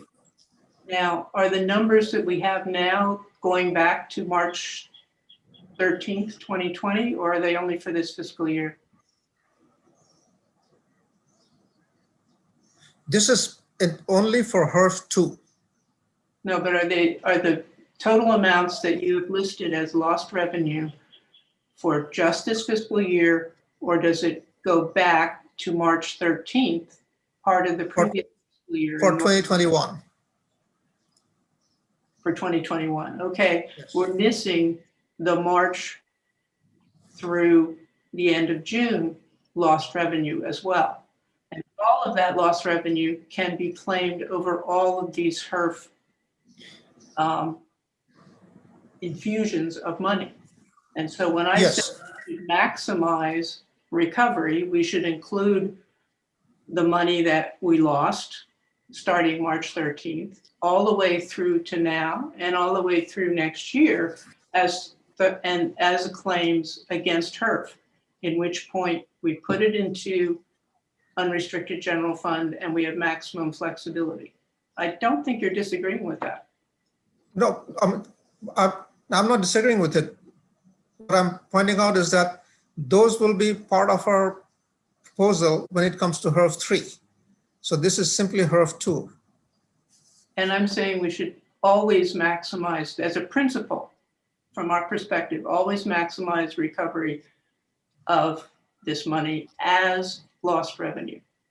And we have maximized it based on, with the caveat that we place students first. We can still place students first when it goes to unrestricted general fund. No, unrestricted general fund, we can use it for any purpose. There is no guarantee that that's going to happen. This way, the money goes to the student. It's not a conflict. We can choose to spend it for any kind of student project, such as I suggested, for supporting our Black and African American students. All right, I'm not hearing anybody, and I think that's you and as well, Dr. Goswami, object to the idea of maximizing revenue recovery. There's another hand up, and that is Jonathan. Jonathan. Yeah, Go ahead, Jonathan. My question was related, but not 100%. So maybe if anybody else wants to say something on this, and then I can go. I think it's important that we all have a chance to participate, and if the discussion doesn't entirely satisfy any one of us, then we'll go back to whoever is not satisfied. Okay, But yeah, I go just ahead. want to have the conversation kind of cut off weird, but I personally, I think this does look like I agree we need to maximize recovery of lost revenue, but I do also think that putting the grants for students, that those are so key. And I don't want to say popular because that might seem like a negative thing, but they are something that are very valued by the students. So putting them first out of the general fund doesn't bother me, but that would be, the only thing I'd say we put out of the general fund, and then the rest should go through the, recovery of lost revenue and then spent through the general fund. My only question was, really quick, is, I'm reading this, and I know we talked, Dr. Goswami, but I'm not, from our conversation to now, not translating. So, we've got the 8.4 million that's going to the general fund. We're going to spend 4.7 on these projects that we've identified, which is fine. And then we're going to use 1.4 million to balance, but then it says 1.6 million. But then separately on the sheet, it's got, 6.3 million figure. And then we don't have, where's the other 2.3 million? Is that just unallocated right now? That between the 6 that All right. allocated to the general fund to the 8 that we did recovery of lost revenue, where's Where's that So- and why is there 6.3? Yeah, I can quickly answer that.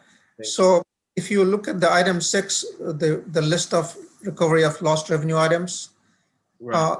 the first 2 items goes to the unrestricted general fund. That's the 6.3 roughly. Oh, right. Okay. I got it.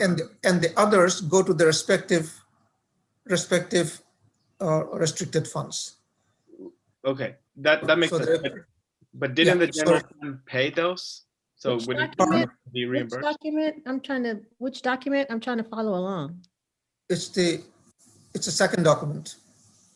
The funding HERF request, the April 19th with the One. red on top. Yeah. So if you see the explanation on item 6, recovery of lost revenue. Right. So there, the first 2 items goes to the unrestricted general fund. And the other items, like the $900,000 for food services, will go to that fund, and so on and so on and so forth, to those restricted funds to be used for that particular purpose. Yes. No, that makes better sense now. Thank you. So that's why it's 6.1. But didn't we budget 900,000 from our general fund dollars to go to food services? So doesn't that mean our general fund has 900,000 more since we're not Yeah, using it for that? So we'll have to subsidize less, right? That's why our deficit became much less. Okay, so the deficit that's being balanced, the 1.4, that already takes into consideration that we're not funding food services 900,000 from that. No, our deficits have been much higher, like $3 million. Right. If we- Okay, I got it. Thank you. Thank you. Okay, Veronica, you're next.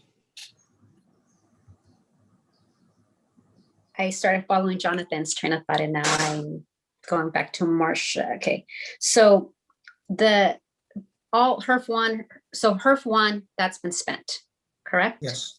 Yeah, okay. And 50% of our allotment had to be used for students, grants Yes. and students. And that's also the case for HERF 2. So 50% of what we, No. HERF 2, we are required to spend only $2.8 million. HERF 3 is. okay. 2.833. Okay, why only 2.833?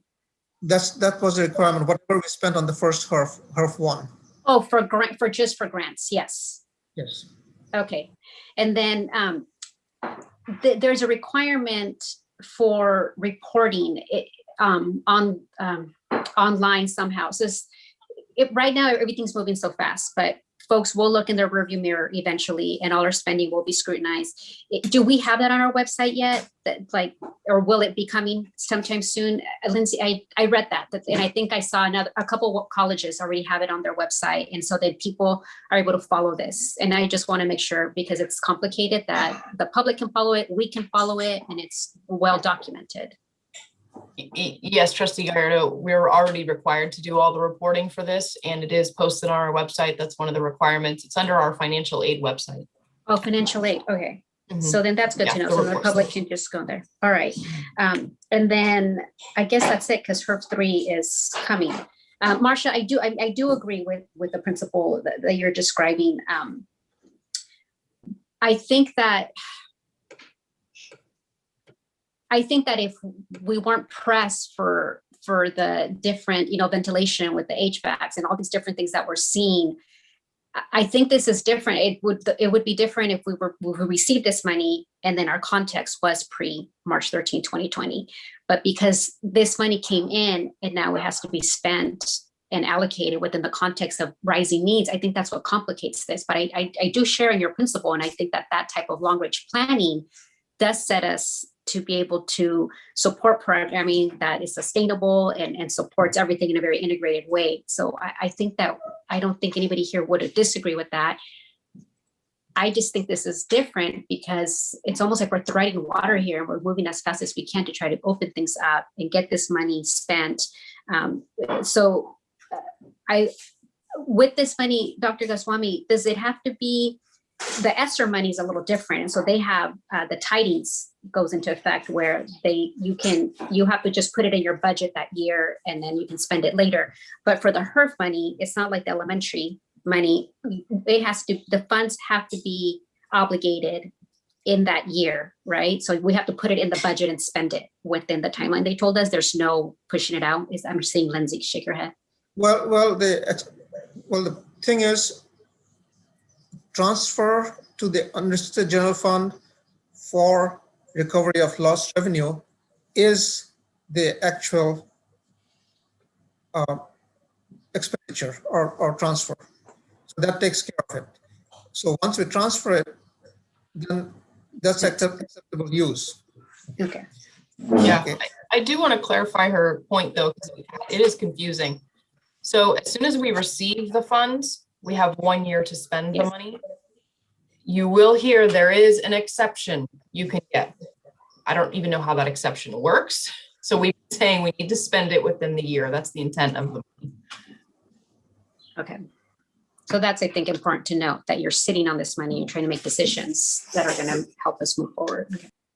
So let me try to clarify a couple things. First of all, the HERF situation, the HERF money comes, as I think we've touched on, with requirements to give grants to students. We're not talking about taking away money from students. Now, in some cases, there may be a proposal to go beyond those grants and do something specific for students. And this project list, the #1 list that Anna was talking about, includes a lot of projects, but they were all put together before we understood that this revenue loss could cover the whole thing, basically. And we could put it, almost all of it, in unrestricted general fund. So people went through the project thing thinking, I got to think of something that's related to COVID that I could spend this money on. Now, instead of that, what we can say is my claim is lost revenue. And here are all the elements. Here are all the reasons for lost revenue. I didn't get the international students that should have come. I didn't get the out-of-state students that should have come. I didn't get the facility rentals and the weddings and things that should have come. I didn't get people coming into cosmetology and getting their hair done as they should have come, all because of COVID.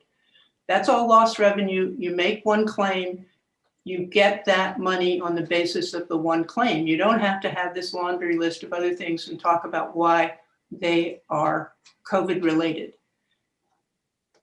CPC put together that first list thinking they had to do COVID related projects.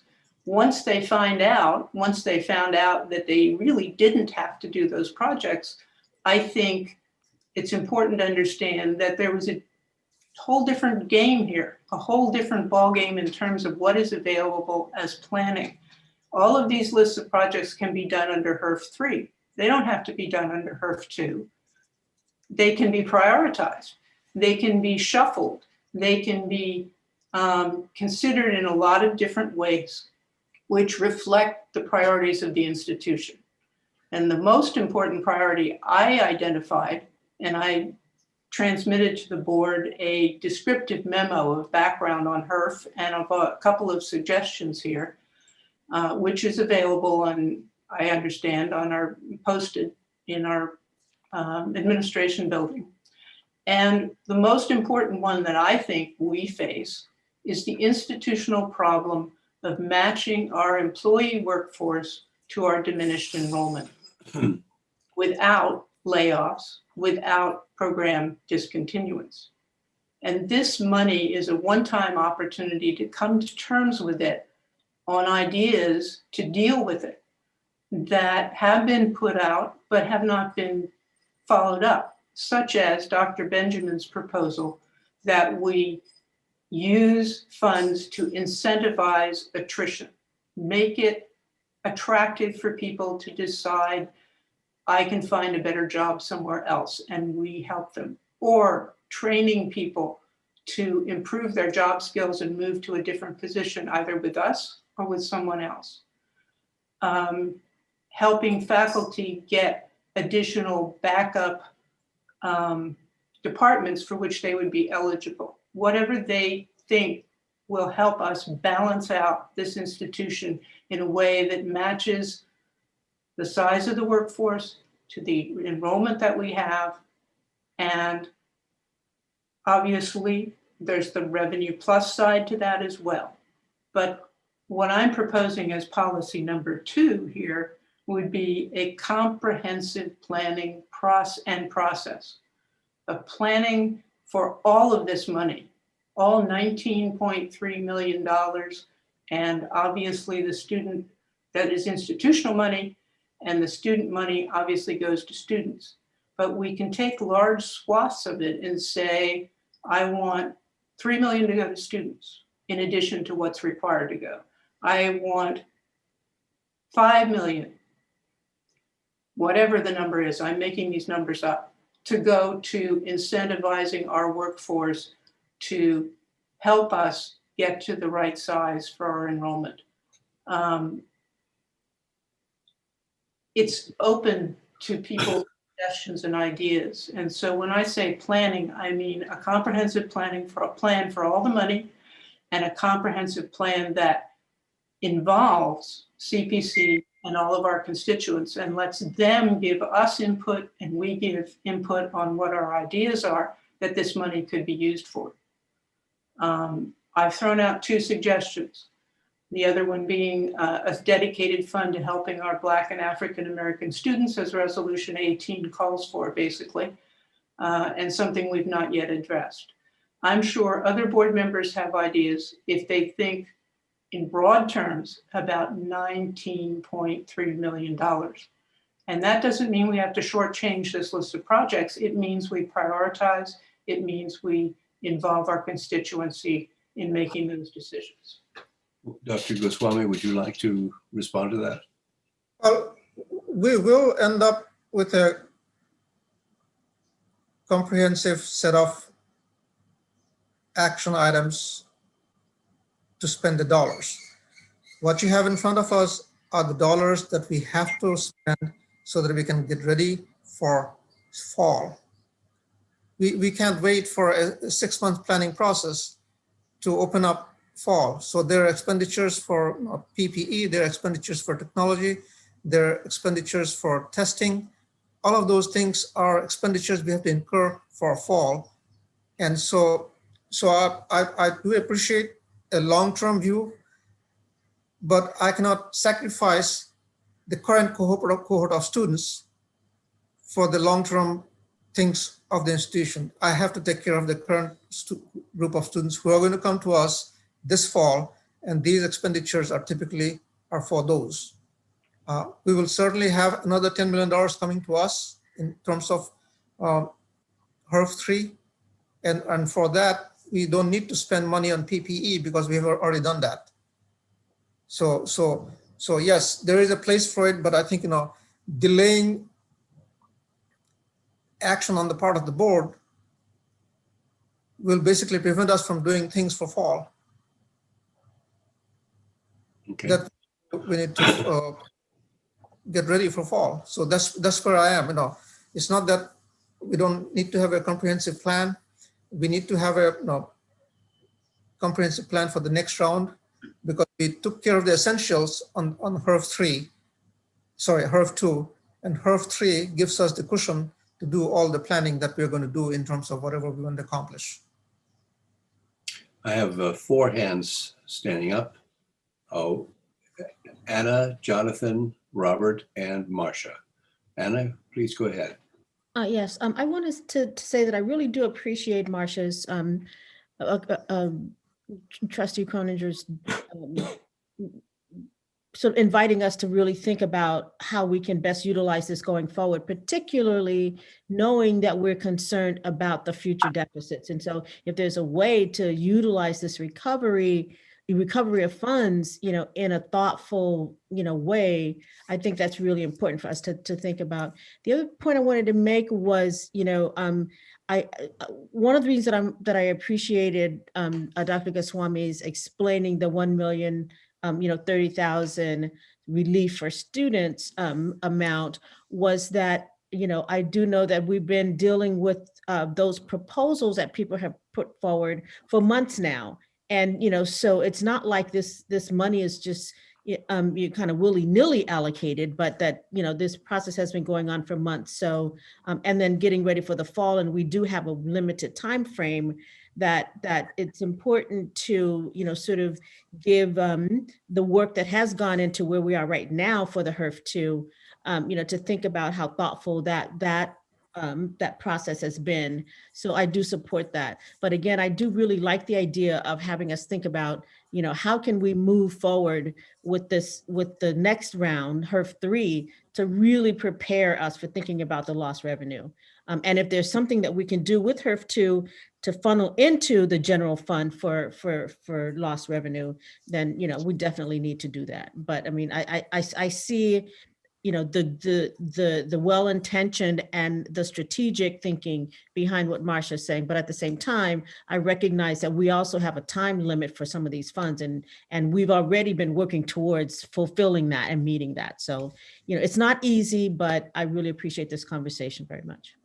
Okay, speaking of time limits, I'd like to see if we could wrap up this issue, because it seems to me we now have very clearly stated positions, and hopefully within the next 8 to 10 minutes, we can wrap this up and move on. Jonathan, you're next. Yeah, I'll be fast since Trustee Everett said everything I was going to say. So I completely support all of that. That was all well said. That I see both sides too, and the way I see it is HERF2 is getting us, is our strategy is to open in fall. So HERF2, I guess, is going to accomplish that part of the strategy, and then we do need a strategic discussion on HERF3 as a board, and maybe that could be at the next meeting.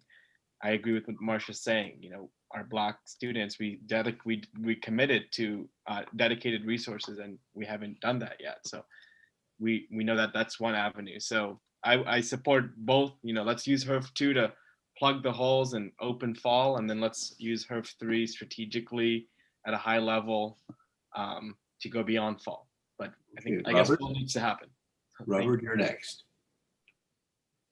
You're muted, Robert. I'll be short because I think Jonathan just stated what I was going to say. And that is, I think we have agreement. We want to maximize loss recovery. And if I heard right, we've done that with HERF2. And we have a way to expend money that's gone through a long process. And I agree with that. And I agree with Marcia, that we need to apply some strategic thinking on how we spend money going forward. And that's what we can do with HERF3. And I think there's general agreement with us that that's what we will be doing. Okay, thank you. Marcia, your final thoughts? Quick question, Lindsay. Have we gotten a notice of grant yet on HERF3? Of when we'll receive the funds, you mean? A notice of the grant of funds. Yeah. Yeah, we're expecting to receive those funds around June. So we don't have them yet. Okay. So a couple of points on that. I don't, as I look at this list, see immediately why everything is for fall. I think it was more in the context of what can we spend that we could justify from these funds. A boiler for the Jerkowitz Theater. I mean, we've got another small theater. I don't know whether the boiler is working or not, but we're talking 40% on campus. These things don't sound to me like urgent, but I'm not the one to decide that. There's a variation among these things. CPC should be involved in this, and it is my understanding that they asked to be involved in this in order to provide recommendations. And I want us to support the constituency part of this process. I don't think we're in danger of losing the money or not spending it in time, particularly if the claim is simply it's lost revenue and they say, okay, lost revenue, we get the money, it goes into the unrestricted general fund. I don't see a big problem there.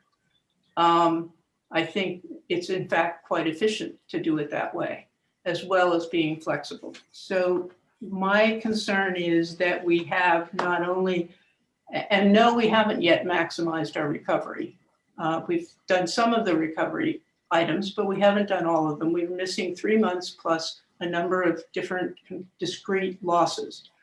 Put them all together, get the biggest possible number that we can, make that claim, and at the same time, put together the plan which involves CPC and our constituents in making these priority decisions that lets them have a say, because they haven't had that say, and I think they really do want it. All right.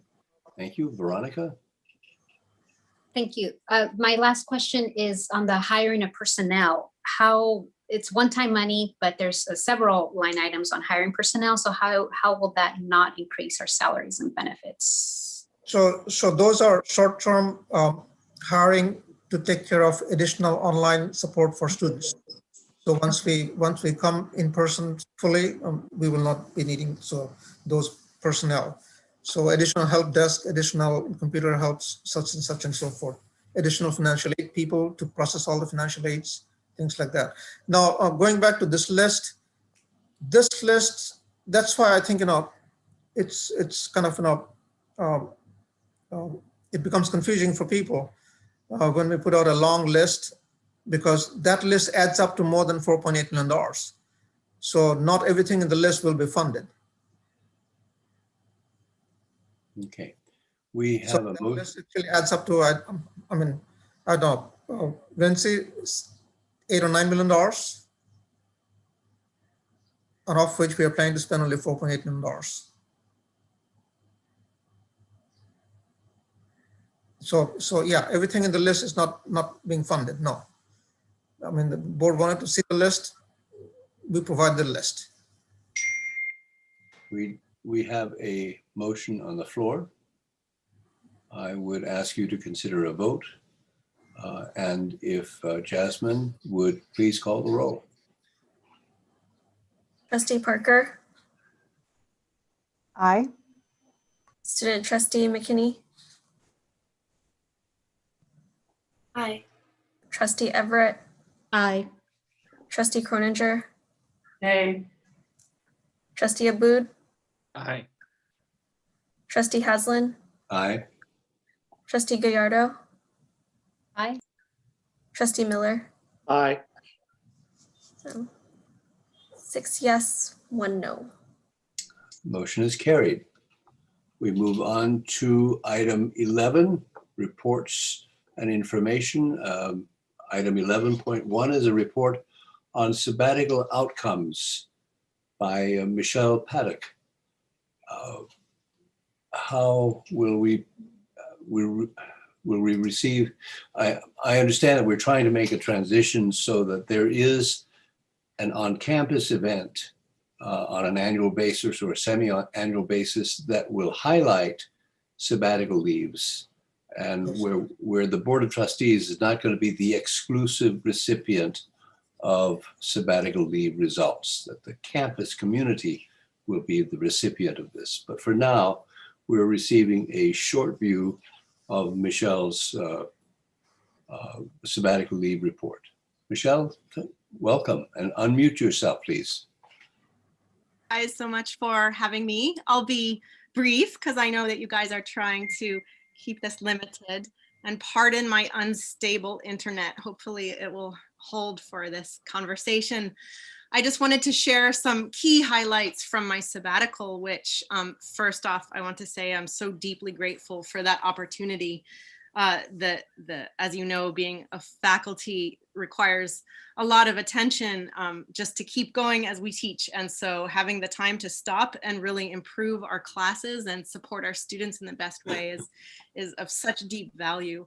The primary objective during my sabbatical was to recreate an online class, which had been created by my predecessor, and the content for that was no longer available. So it had to be a full creation, basically starting a class from scratch. This was Bio 142, which is marine science, a class that was originally designed as one of the original online classes.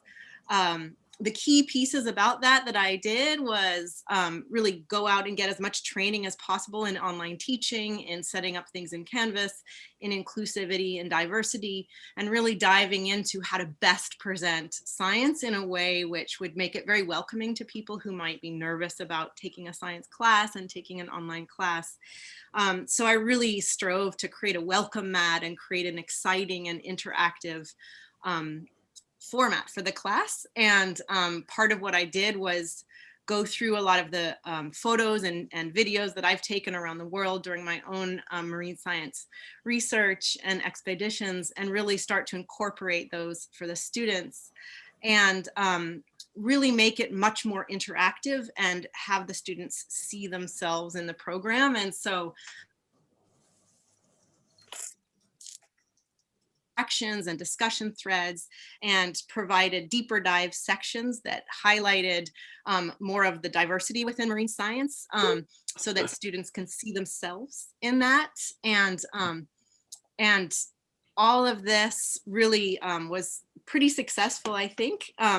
I put those updates in. It was approved by the CAC. This was approved in IGETC Area 5A, and we have another approval pending for 5B.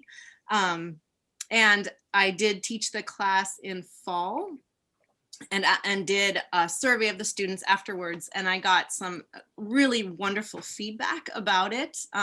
Students said things like that they really enjoyed the discussion posts where I created a bit of flexibility so that they could really explore more deeply their own topics and examine aspects that they were more interested in. They really enjoyed the format of lectures, reading them, and the pictures that were involved and the highlights. They felt like it was very welcome, and they could actually feel the passion that I have for this subject that came through, and that they really appreciated these video interactions that we did where they could hear from other students and see their faces and feel a part of that. So that, in short, was a big change, and I feel like the biggest success. I was pretty excited because I had never created an online class. So obviously this is all pre-COVID, and now we're all experts at this, and I have new ideas for how to integrate more. So the other goals were to update some of the labs and modify a little bit of the structure of my other two existing lab-based classes. And I created labs that were more relevant to today. One of the ones that I feel really proud of and the students have really resonated deeply with is to create a lab that is based on citizen science. Since these classes are for non-biology majors or non-science majors, usually they might not necessarily think that they will ever again do science, but I really seek to integrate science and knowledge of the environment into people's minds. And so by showing them all of the different ways that they can still be involved and that they can really support science and how much we need everybody's voices and eyes and hands on the table, that's been really fun. So I created 2 different citizen science labs. I just that would replace just some of the old school kind of look at this, see this, in that program. And so those have been really wonderful. And of course, I put through CAC modifications for these classes so that we could create hybrid options and separate the lecture and lab so that the students would have more lecture only options and be able to choose to do lab. So that was really successful. And finally, just to highlight that there were things about my sabbatical that were unplanned. As you all know, COVID happened. So that was really wonderful that I had the time available to be in support of other faculty. We had, as you might imagine, to create a virtual lab for what's supposed to be a hands-on experience in a laboratory is a very difficult task. And most of us as teachers don't necessarily have the media skills, the videography skills, the cinematography, the video and photo editing. And so it was a big challenge, and so I did want to make sure also that the adjunct who was teaching for me while I was on sabbatical didn't have the bulk of that work. So I was able to be present to support that. And then finally, I was asked to teach Bio 102, which is the majors level biology class, animal biology. And so starting in this past fall. And so my sabbatical gave me time to actually sit down and take the class with Blake Barron, who's been the sole instructor of that class for the last 15 years, and to start working with him on how we could update the class and integrate it.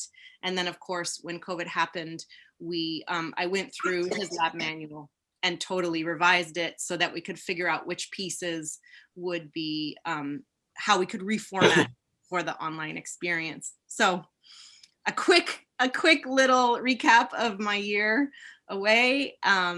All in all, just to summarize, it was a very fruitful time, and I really appreciate being able to just take a minute to step back from the teaching so that I could look at the content and really figure out the best ways to present it to my students and to make sure that they feel welcome into what is sometimes a challenge for them. So thank you very much. Thank you, Michelle. Thank you very much for a fine report. It's been suggested several times to me by text that this is indeed a time for a break. Would you concur? Nod if you're generally feeling that this is a good time for, shall we say, a half an hour dinner break? Is that sufficient, or are you okay with that? Yeah. Okay. We will then take a 30-minute break and be back here by 6:45. And do you want us to leave this position, Clyde, or? Everybody can stay in the room, but I would ask that you mute your camera and mic when you step away. Okay. Cross off the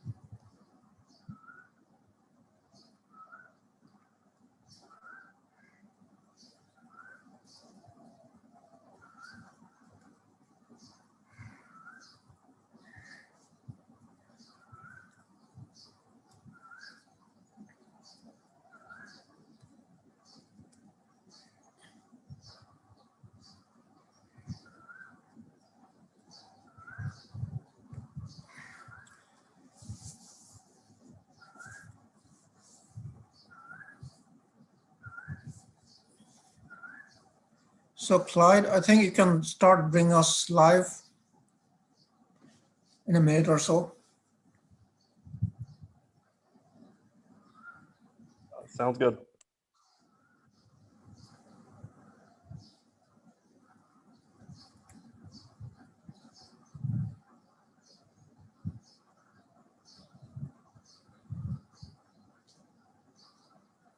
So Veronica, I like your background. Where do you get it?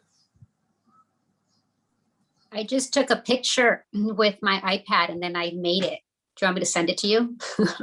That's a good one, you know, especially for external meetings. That might be something good to have. Yeah, I'll send it to you and then you can adjust it. It's fun. On the iPad, you can play and make a bunch of fun things. Because it's easy to take a screenshot of or save images of all our logos and, you know, stuff. Right, right.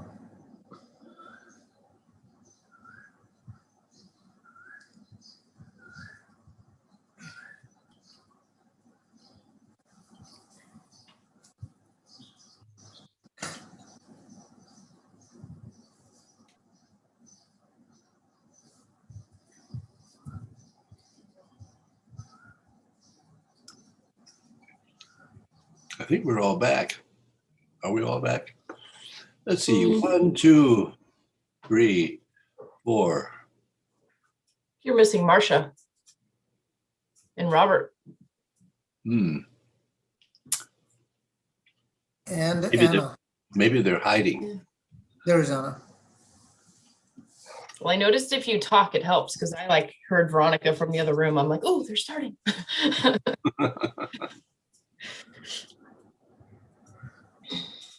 A half hour is better than 15 minutes, but a half an hour is just not enough for dinner. So if those of you have not finished fight and you want to go over for a quick bite, it's really okay. It's got to be okay. I tried to bake a small slab of salmon and it just not quite ready. So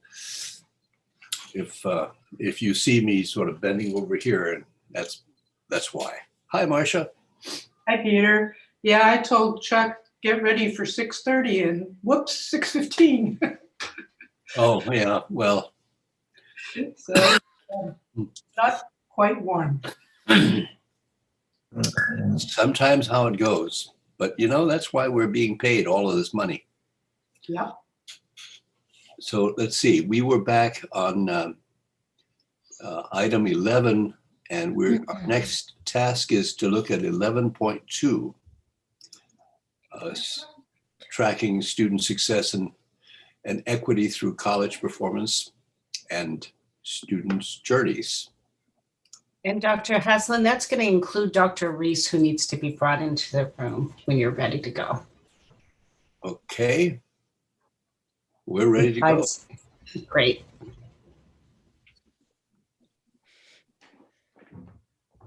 There he is.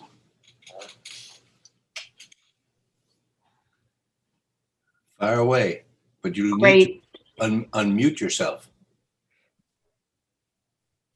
I think Dr. Ralston's going to lead us off and then I'll jump in as needed. Oh, okay. Great.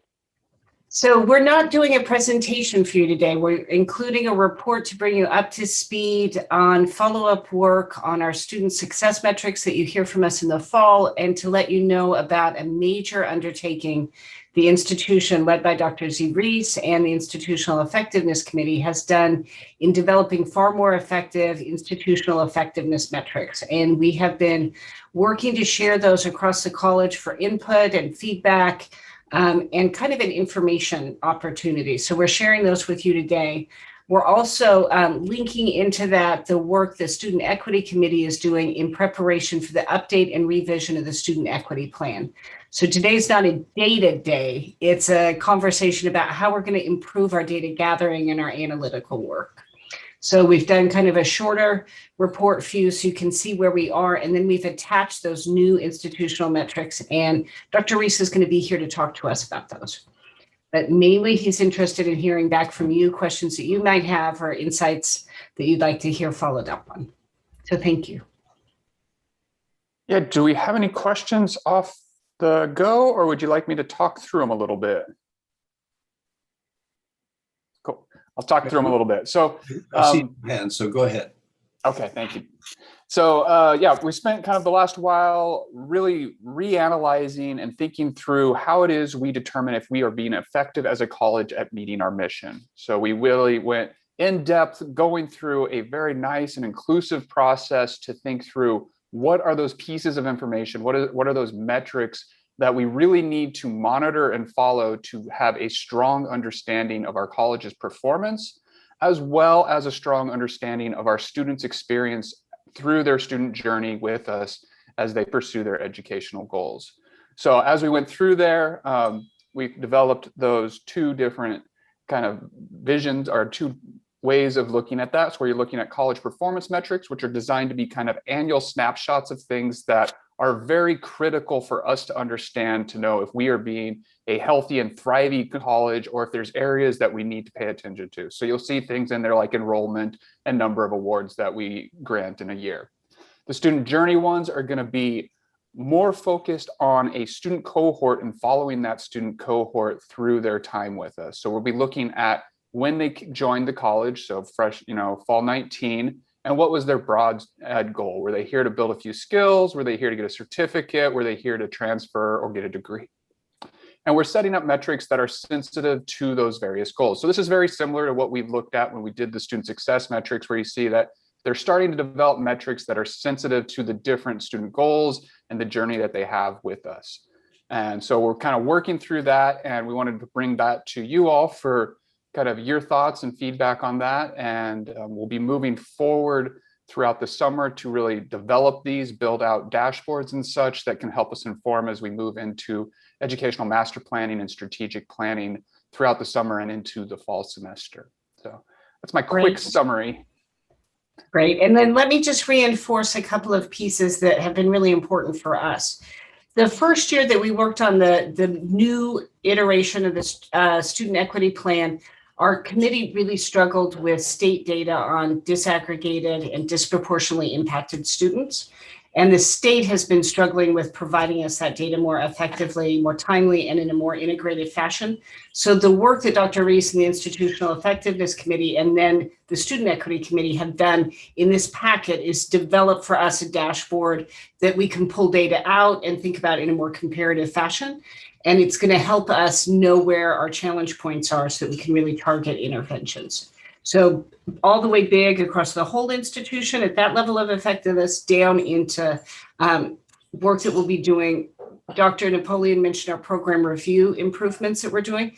This data that we're working here is going to help inform program review. It'll be work that Dr. Goswami will help be able to pull up into educational master planning. So it really gives us a centerpiece for our integrated planning by letting us evaluate a set of metrics consistently, rather than kind of spinning every time the state says, add this new next piece, or look at these different sets of data that don't quite match. So this will give us a core institutionally, and then we'll be able to report back to specified data questions the state has for us. But this will be something that we'll be able to own really as our tool. So we're pretty excited about it. Now, Anna, you had your hand up. Yes, first of all, I'd like to say that I really did enjoy reading the report as well as looking at the chart. I just had 2 points that I wanted to raise. One was before I joined the board here, and I think I had, I was elected. And the California Community College League had sponsored a few webinars, and they were looking at some of the issues around addressing some of the particular needs of URMs, underrepresented minority students. And one of the things that they were trying to look at were some of these problems with the transfers to the 4-year and the certificate programs. And it reminded me of this historical tracking system that often channeled and tracked minority students into, the certificate, meanwhile trying to not address some of the ways that the opportunity gap could be addressed by just providing, some supports for them. So what I appreciated was, the way in which I detected language here that saw that there's a sensitivity to that and a desire not to just replicate the tracking system with the new language. And I know guided pathways is not the same thing as a tracking, but is much more trying to address those systemic issues. So that was the one thing that I wanted to just make sure that that there is a sensitivity there, because on the student journey number 1, let's see, these metrics define a cohort by starting semester and broad educational goal, skill building certificate and all that. A certificate cohort will have overlap and differences from a degree cohort in their metrics. One of the things I like is that you're trying to make sure that there aren't these like separations, of these. So I really appreciate that. So I just want to just reiterate the fact that there's a real attention to not reinforcing or returning to that, to that bad object of the past. And then I really appreciated the fact that you guys stress equity at the end of the document. You said the committee's goal is to have a definition adopt campus-wide that will be, that will enable the current definition, in terms of equity as follows. So that really made me feel a lot better. Because I see that you recognize how words matter and, the way that you describe them really do have impact. So, those were the 2 points that I wanted to make, is to make sure that that underrepresented students aren't tracked in these certificates and then the other and I see that there's a sensitivity to that. So thank you for that. And anything I can do to be of assistance in that regard too, I'd be happy to do. Thank you, Dr. Everett. Okay, thank you. Robert, you were next.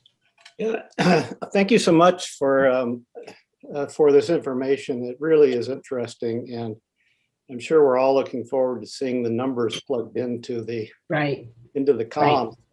But a couple things, I assume to some extent the information that we gather here dovetails with the metrics and data that we have to submit to the state for the student center funding formula. Right. And secondly, you implied this in the document, but I just want to be sure. Is this essentially required by the Chancellor's office, what we're doing, or are we to some extent charting our own path here on collecting these metrics? Well, I'm going to jump in and then I'm going to let Z make sure that I'm not inaccurate. But I've been thinking a lot about accreditation of late, as you know. We are required to work on an annual basis to track institutional set standards. And historically at Santa Barbara City College, we've done that effectively, but we haven't talked a lot about that work out loud in different contexts. So we're elevating the importance of that work so that we have a really good, consistent baseline for all of our accreditation review work. And then we're going a lot deeper. So Z has been spending the last 3 years working on data for guided pathways. He's been helping people with a student equity plan. He's been working with a vision for student success. He's helped us get ready to do effective reporting for the student-centered funding formula. And almost all of those are concerned about the same thing, but each of those is just slightly different enough. So what he's been able to do, and the reason I'm going to talk about this rather than him is I can kind of congratulate him for this effort. He's been able to pull all of this together and then go deeper. So this hits the requirements and it centralizes and localizes the work here at Santa Barbara City College. And he's done that in part with lots of other people. So Roxanne Byrne, who's been leading the Student Equity Committee this year in her interim coordinator role, has done a great deal of work. Margaret Prothero, who you heard from last month, has been working to help data coaching and helping other people get stronger at this. We're working with a data coach process in our program evaluation committee. And so that over time, we just want everyone to feel a lot more comfortable with data so that we don't generate so much of it and then just not use it. So when you start talk about that data-driven decision-making process, we have a lot of data, but we really need to spend time with it and understand how we can use it more effectively. And so what Dr. Reese has been able to do here pulls that together. Now I'll let him finalize and explain it in more detail if he needs to, but in large part, it has met all of those requirements and then helped us do it here. It is simpler. I just want us to get simpler and more useful with the work that we do. Yeah, yeah, Dr. Ralston hit it all. It's kind of like as we were going through this, if you look at all of the metrics that we're being asked to report across, our various reporting requirements, you end up with around 50 or so metrics. And some of them are very close to each other. I mean, when we're talking about higher ed, we're really talking about access to higher ed, progress through higher ed, completion, and then we're really starting to think at employment as well. So within that framework, it sounds pretty simple, but then as you start to work into the details, you end up with a whole lot of very similar metrics, but have the differences that they have then really affect our baseline whenever we're trying to plan around these. So we kind of ran into this with the student equity plan. When we set our baselines, that was on one definition of the metric, and then they later refined that metric, which was enough of a change that it really actually impacts our baseline as we're looking through it. So the effort was to try to bring us to a unified set of metrics that we can really depend on over the next several years as we implement our Ed Master Plan, strategic planning, and things of that nature, and still be sensitive to our compliance reporting needs. And let me just add, the one thing I like about that is having this one kind of unified set of metrics should make it more accessible for the board to look at the data that we need to see to be making strategic decisions. And so I think this is really a good thing going for us, not just for the college as a whole, but for the board in fulfilling its responsibilities. So thank you. Good, I'm glad to hear that. Marcia, you're next. I think Kate was next. No, actually, she wasn't, but that's okay. Kate, if you'd like to go. I'm happy to jump in. And I'm just following up, speaking of the student equity plan. I'm assuming that that this new dashboard will be able to allow us to break out really easily by the subgroups that we look at. It's not explicit in the documents that you provided today, but I just wanted to be sure. So when we look at it, we can look at it through the student equity plan lens and break out by the subgroups that we pay attention to. Yep, absolutely. So that's kind of one of the advantages of bringing this over to kind of us having control of all the data is we can disaggregate by any characteristic that we have within our student information system. And then as we build out those dashboards, they will have embedded in them a disproportionate impact analysis. That is, it's the one the Chancellor's Office recommends that we use, but we do everything we can to make it very visually dynamic. So it's easy to pull out where we have large disproportionate impacts, look at those across time, see if they've changed and things of that nature. Okay, Marcia, you're still next. I would agree with Kate and Robert, of course, but what I'm wondering about it in terms of disaggregated data, are we going to be able to identify students and disaggregate in terms of their economic resources and at the same time match that up with, say, in district, out of district? Yeah, we have several proxies for economic status that we do use. So one of them is access to the California Promise Grant. Another one is kind of Pell Grant accessibility. So we kind of use those as proxies. We don't usually use students reported income or family income, but yeah. And then naturally we can kind of filter it for whether they're in district, out of district, et cetera. Okay, so if you wanted to compare that and say my in-district population looks like this, and maybe my not in district population looks like something else, I don't know that, you can do that. Generally speaking, yes. Generally speaking? Yeah. Okay. Okay, Veronica, you're next. Thank you, Peter. My question has to do with Santa Barbara City College being an HSI or Hispanic Serving Institution, and we get not we, but you guys are able to write these great grants and we get a substantial amount of money. And now our website says that we're now a developing Hispanic institution. So that is going to allow us to go after more money. Would this be a place where we can track what is working for Latino success with regard to the money we're getting. We've had a lot of really great initiatives at Santa Barbara City College in the last 10 plus years. And the conversation has always been, this is seed money, how do we scale it? So is this appropriate to put in here so that we can gauge how we are serving Latinos in awarding certificates, degrees, or transfers? When I look at the list of associate degrees of the 5 top institutions, I feel like we should be in the top 5, because part of the Aspen Award was that idea that we did really well, or we do really well with Hispanic Latino students. And we've received a lot of great accolades for that. And so I think those colleges that are listed here, they're doing great, but I want to see our name here because I think we do fantastic work. And I think we do a lot of really great work in our smaller programs. And then we have the seed money, and then we have our cohorts.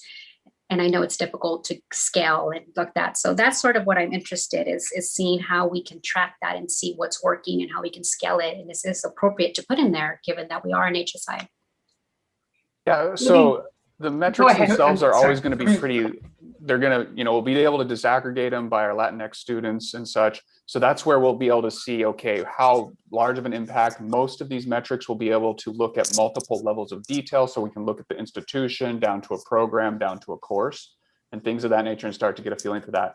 Those individual grants have their own specific reporting requirements that we work out with, or that are part of kind of when you receive the grant from the grantee, you have all those reporting requirements. So we use that as a tool for understanding how the grant is operating, what parts of it are being successful. And then we always have the eye towards, okay, where are the successful parts? How can we implement those more broadly to give the best advantage to all of our students that we can? So let me add a reflection on your question, Trustee Gardo. These metrics produce summary data. So they end up describing what was and what happened, but they're not really suitable for causal analysis. So that's why one of the things we need to, that I will stress that we need to focus in our next educational master plan is to go beyond the descriptive data, to go into big data, to gather more information so that we can run diagnostics on why something happens. So right now, all we get is basically, summary data at the end of it. So it doesn't provide much opportunity for any kind of causal analysis. And that's a big jump, for the institution to take to get into big data. Okay. I see hands up from Marcia and Anna. Marcia, you're first. Z, I think you answered it, but I'm asking, you can disaggregate down to the department and the class level? For the metrics where that makes sense, yeah. Not all the metrics it's gonna make sense to take down to the class level, but things like course success, absolutely. We're taking that all the way down to the section level. And is this ethnicity? By a whole number of student characteristics, including ethnicity, gender, veteran status, first generation status. It's a pretty long list. That'll take you all the way down? And for things like course success and such, yes. Well, I don't mean, okay, you're looking at course success and you're saying how well did our Latinx students do? You can do that. Yes, and we can look at it either at the kind of institution at large, or I think what actually becomes more useful is being able to drill down to programs and to individual course levels where you're starting to see, okay, we either do have this problem overall at the institution, or we have specifically different problems within programs. The difference between STEM education and non-STEM education, access and gender equity is really impacted there. So things of that nature, yeah. Okay, so we can see that information from the data. Will we be able to use, will that include the economic data? Yeah. That's one of the kind of standard ones we usually use is what was formerly the BOG waiver and now is a Community College Promise Grant or California College Promise Grant, whatever the CCPG. California Promise Grant. California Promise Grant. Some point at which we dropped using that, so I'm glad if it's coming back. The economic Pell Grant or BOG waiver characteristic. Are we going to be able to correlate with previous data, or is this a clean new break? That's always the difficulty with the with different metrics is as you define it, that specific definition of it really isolates it. So you cannot go from one definition of course success to another definition of course success without a whole lot of ifs, ands, and therefores. So this will be really kind of starting from here going forward. However, a lot of this is dependent upon our student information system, which we do have data going back for a number of years. Okay. Okay, I see Anna has her hand up. You're muted, Anna, so you may want to unmute first. Thank you. Thank you.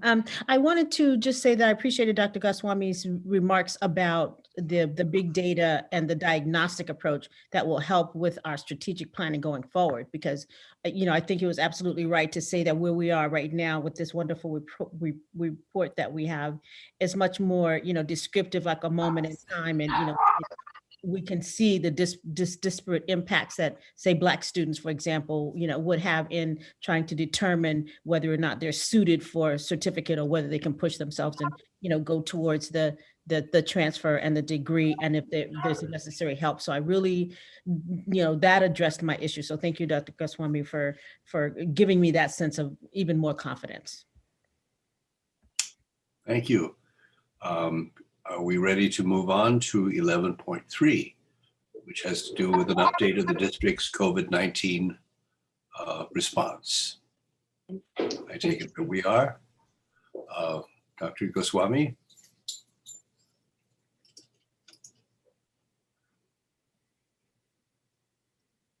Or whoever is going to report.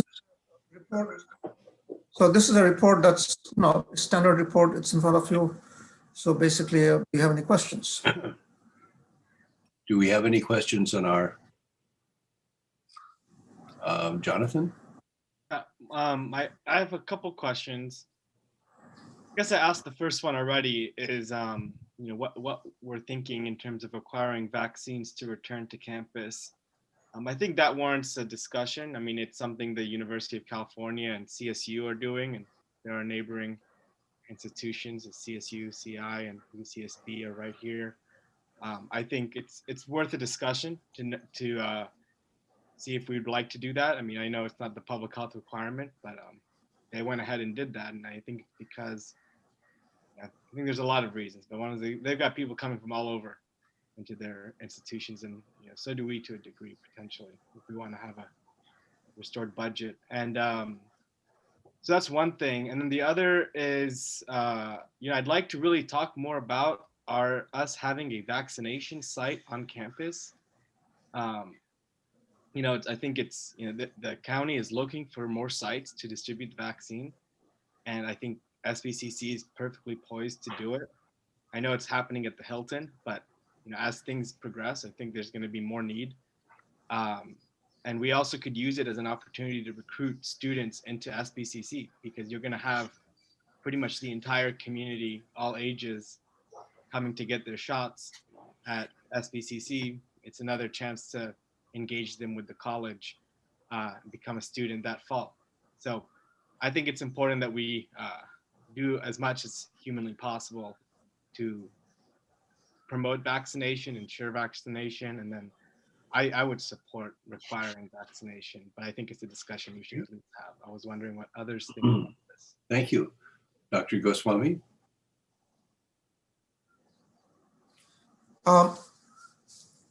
The county was using the Wake Center, but I don't believe they're using it anymore.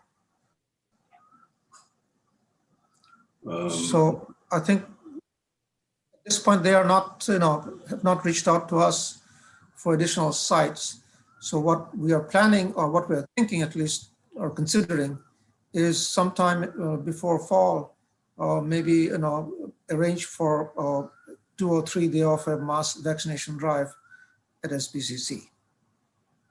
Not really a kind of a vaccination site, because they've actually pulled out of the Wake campus.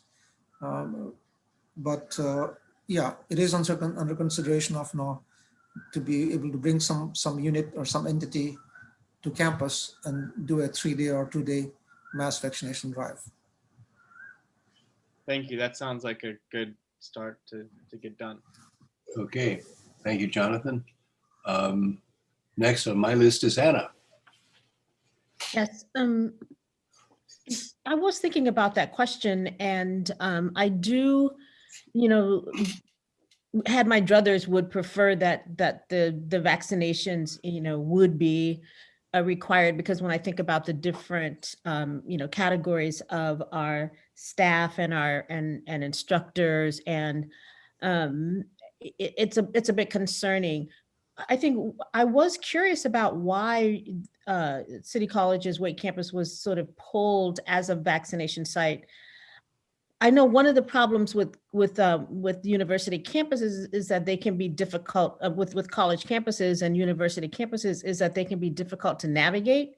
And so, getting people to, I don't know what the reasons were for them being pulled, but I do like the idea of having a little bit more control over people coming from everywhere, with these variants really changing the face of what's going on. And we only just got into the orange tier, so I'm not comfortable, because we could either lapse back into the red, which we did once before. So I do think it's a conversation worth having. And Marcia, and then Robert. I would support as well the idea of requiring vaccination. I think that the concerns of people coming from many different places, the concerns of the variants are ongoing. And I think it's consistent with our board goals, which are to minimize health and safety risks to our students and staff. And this would do that. So I would certainly support that. And I also support doing what we can. Did they say why they were pulling out of Wake? Lindsay? I was the person in communication with Santa Barbara County Public Health to set up the vaccination center at Wake. As you know, they were there for quite some time.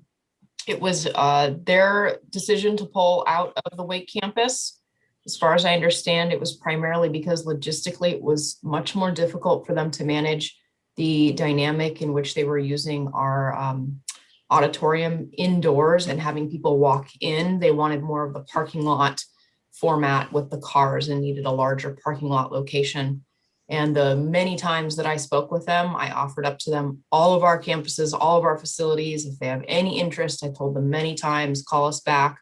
We'd love to have them on any of our facilities. So they are aware that that was our message to them. Good. Well, keep it up, because I think it's a good thing if we can be part of this. It's good for the college and its relationship with the community as well. Thank you. Robert, you're next. You're muted, Robert. This is a hot topic nationally, local level, concerning whether we require people to be vaccinated before they can enter certain establishments. I'll say at the outset, I'm very sympathetic to the idea of requiring a vaccination. However, I know there are most likely legal issues concerned. Is it our concept that if we did that we would be excluding students from enrolling unless they get vaccinated? And I don't know what kind of percentages of young people there are at college age who plan not to get a vaccine for whatever reason. But I certainly think it's something we need to seriously consider. It just isn't, it doesn't seem exactly a safe thing to do to have everybody or so many people vaccinated and we start opening up, yet we allow people on campus who refuse to get vaccinated and therefore potentially endangering the rest of the campus. So I'm very sympathetic to the idea. I would like to hear more about the legal and practical issues involved, and how, for example, how would we determine whether somebody has been, are we going to require some sort of vaccine passport? Or do they just bring the little white card that we've all received when we got vaccinated? So I'm raising more questions than answers, but again, I'm very, very inclined to support a reasonable requirement for vaccination. Do we want to have a response to that question before we move on to other questions? No, I mean, let's hear all the questions now. Okay. My next is Kate on my list. I'm just following on with this conversation about vaccinations. Yes, I would love to hear what the Chancellor's Office has to say about this and what other community colleges are doing. I am quite sure that we have both students and staff who will decide not to get vaccinated for probably very legitimate reasons or very legitimate concerns. And yet, I am also with what other trustees have brought up. I am very concerned about the safety issue and wanting to be sure that we are at a level where we could not have community spread, even if it's only, whatever percentage that number is. And I'm sure that we will get guidelines out of the CDC. So I'm curious to hear. I don't want to cause divisiveness and an uproar with staff and students. I'm mindful of that. I want to be safe without being like overly demanding. And so finding that line, I really do want to hear what's going on at the statewide level for community colleges before we go any further down that path. Veronica. Thank you, Peter. Just thank you to the college, Dr. Goswami, for the report. I just want to highlight, because we didn't read it all or publicly read it, but the ventilation is one of the main mitigation strategies. And so that's something we're doing here. And so that's important that we hired a specialist consulting firm that's starting the process to look at the HVAC assessments. And so I think that from with hand sanitizer and all these things, that we're also looking at facilities and ventilation. So that's good. And then just with regard to the vaccines, no, I do not support a requirement of any sort.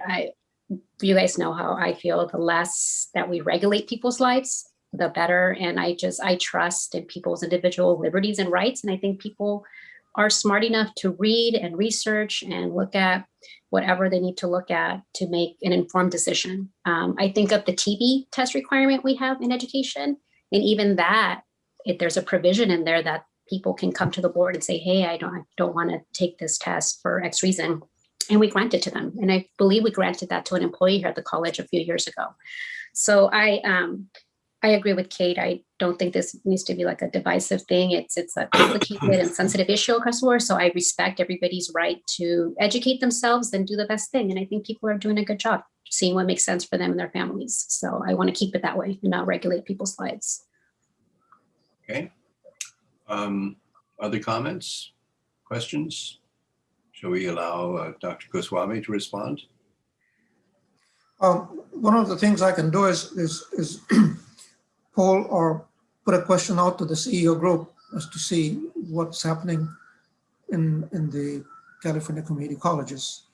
Now, one thing I'd like to point out, just for not as a reason for doing something or not doing something, but as a context, is that we're an open enrollment institution, while CSE and UCs are not.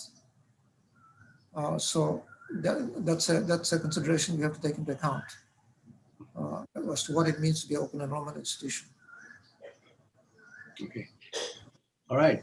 Thank you. That brings us to item 11.4, which is a budget update as of March 31st. And I'm going to guess that I throw this to Lindsay. Sure. I have very little to report on this item.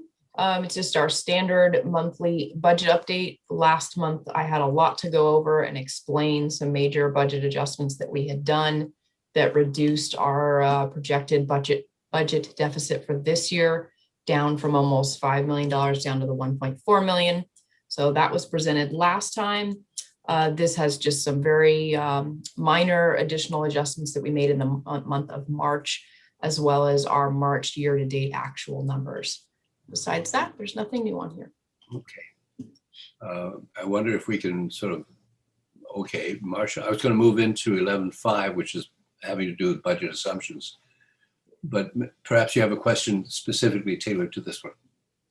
I do. At our last meeting, I think we had some discussion about the importance of seeing not only the unrestricted general fund, but the restricted general fund, given the millions of dollars of federal money that are coming in at this point and will be coming in. And so we should see that one. And also Boyd pointed out that we need to include the deficit factor in the budget discussion of budget assumption updates, because our budget assumption for deficit factor was 0, but the chancellor's office is saying it seems, as I read it, it's almost $800,000. So these are real dollars. We should see those changes. And then the last thing on page 2, where we have details of budget changes, I will just point out that cosmetology services are listed as revenue decrease of 75,000, internal duplicating revenue decrease of 255,000. Those are lost revenue recoveries that we do not get in our list of revenue recovery, and should. So that's it. Okay, thank you. Now can we move on to budget assumptions, which is 11.5. So you have the budget assumptions, the document in front of you. Yes. We shared it with CPC, and this is just the first take as to where we are. And obviously we will adjust it as we learn more information. So by the time we present the budget, we may have some different assumptions, but at this point, that's what they are. Okay, thank you. Jonathan, you had a question. Yeah, the only, I would, numbers 14 and 15 on here on the expenditures, the marketing for enrollment and diversity, equity, budget, really great ideas to implement. And then the only thing I'd note is for 17, it kind of already says a use for HERF 3, but I think we might want to discuss that more. I think it's, mitigating the impact of COVID and additional grants for students. I think we could, our strategic discussion will flesh that out more. Okay, thank you. Marcia? I would agree with that, because I think we really need to be strategic, as I've said earlier, and not just fritter it away on individual smaller projects. I have a bunch of questions or comments that mostly relate to how these budget assumptions could tell us something more helpful. So let me try to run through those. Starting with state revenue, FTES assumptions, credit revenue projected to decline 4% 21 compared to projected FTES for fiscal year 2021. Now, for me, that to mean anything to me, I need more information. What does that percent decline in credit FTES mean? What was the projected FTES for fiscal year 2021? When did we project it? Are we talking P1 projections for actual this year? Or are we talking the projection or the numbers that were used because we were held harmless? I can't tell without knowing that projection whether this is a plus or a minus. So is it a plus or a minus from actual this year?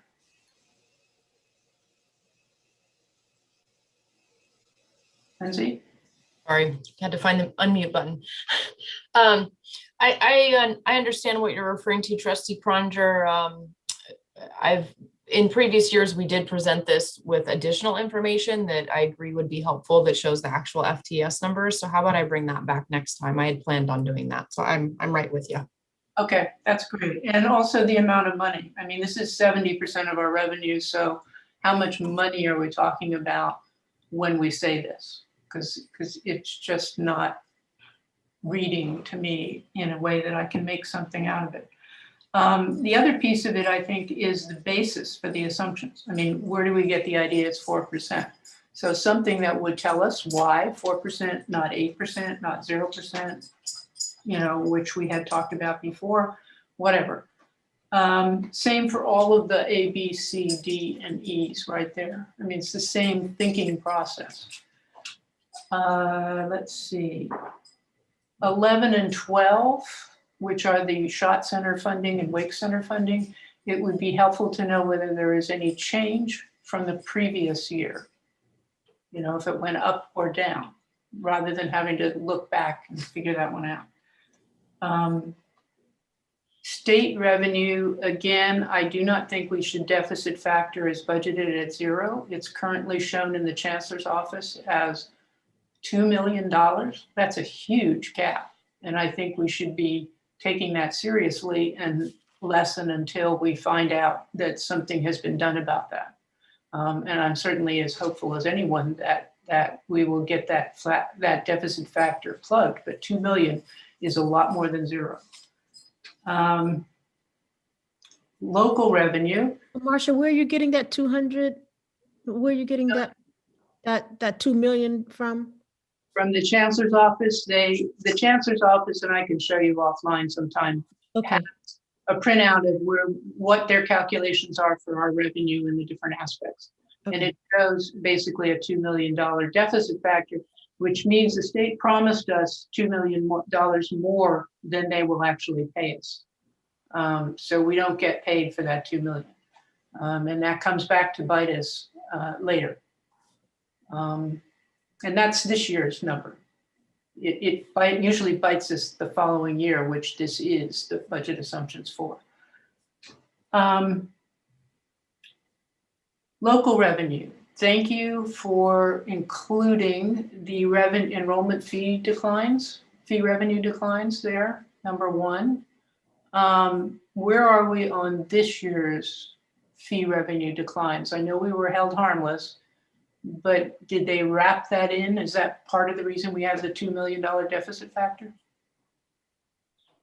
So keep in mind that the enrollment fee revenue that we collect from the students, the state calculates that into our total computational revenue along with property taxes and the apportionment from the state. So all those come together to reach what we're going to receive overall for our total computational revenue.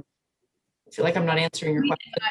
We did not actually get what they calculated we would get because we had a drop in enrollment. So the gap between actual enrollment and theoretical enrollment is money we didn't get, and they don't backfill that.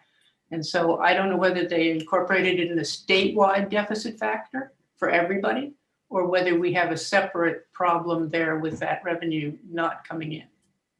Right, so the deficit factor and where we land for our FTS and the apportionment we receive are 2 completely different things. The deficit factor is the state saying that they don't have enough money to fund the system. Us and our level of FTS and enrollment revenue and property taxes is its own standalone topic. So they're not related. Well, I thought they might possibly be related this year because of the hold harmless.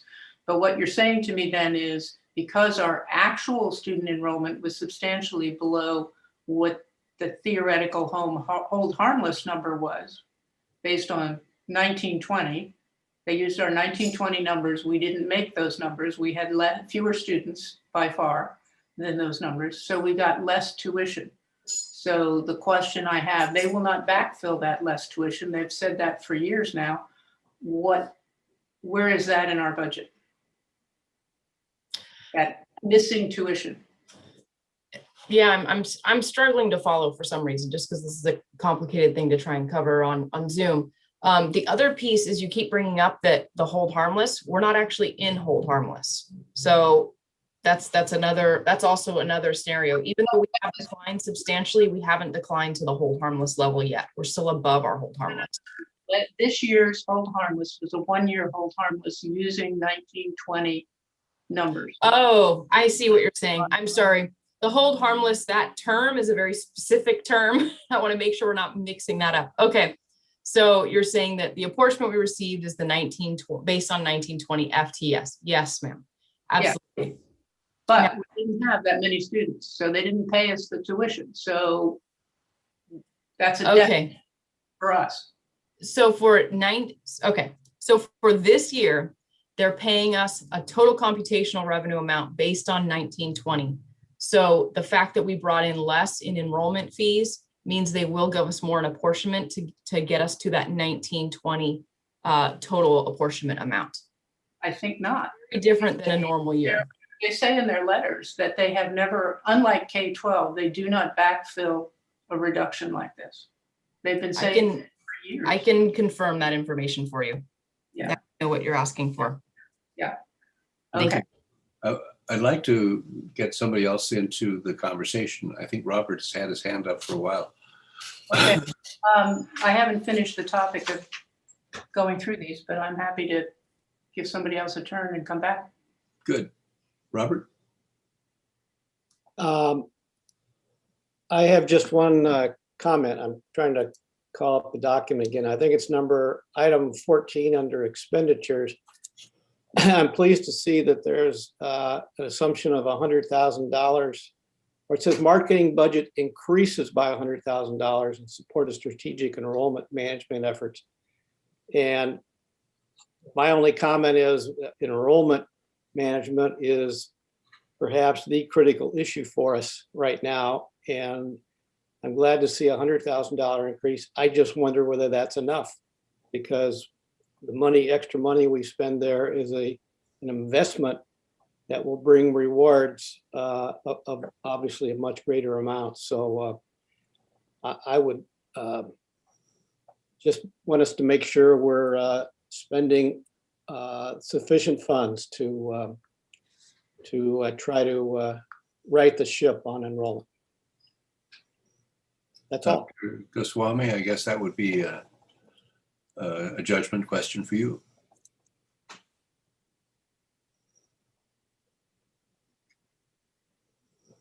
These are just, as I said, these are just numbers we are putting in right now as assumptions going forward.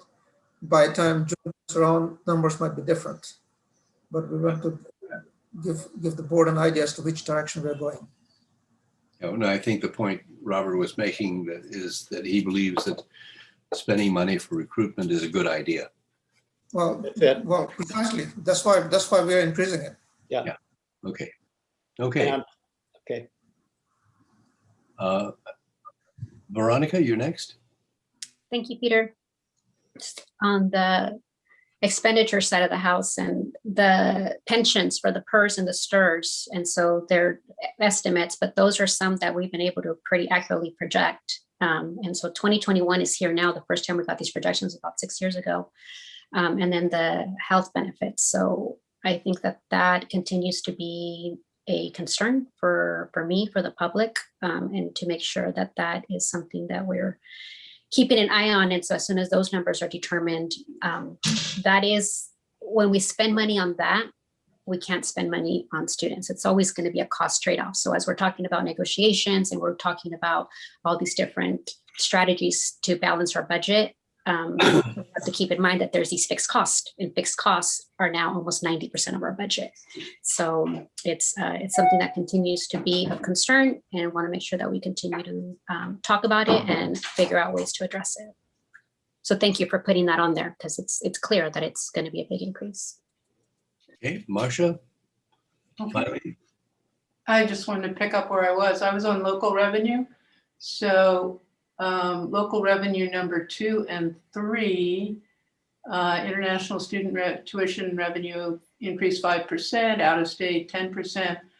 What would be helpful there is to say how many students that represents in each of those assumptions. And again, the basis, how is it that we're making that projection, especially given the worldwide condition right now of the pandemic, which is not great. I mean, we've got 80% of the countries on a do not travel from us to them. It's not going as well as we might have hoped. Anyway, that's information I think we find helpful. Expenditures.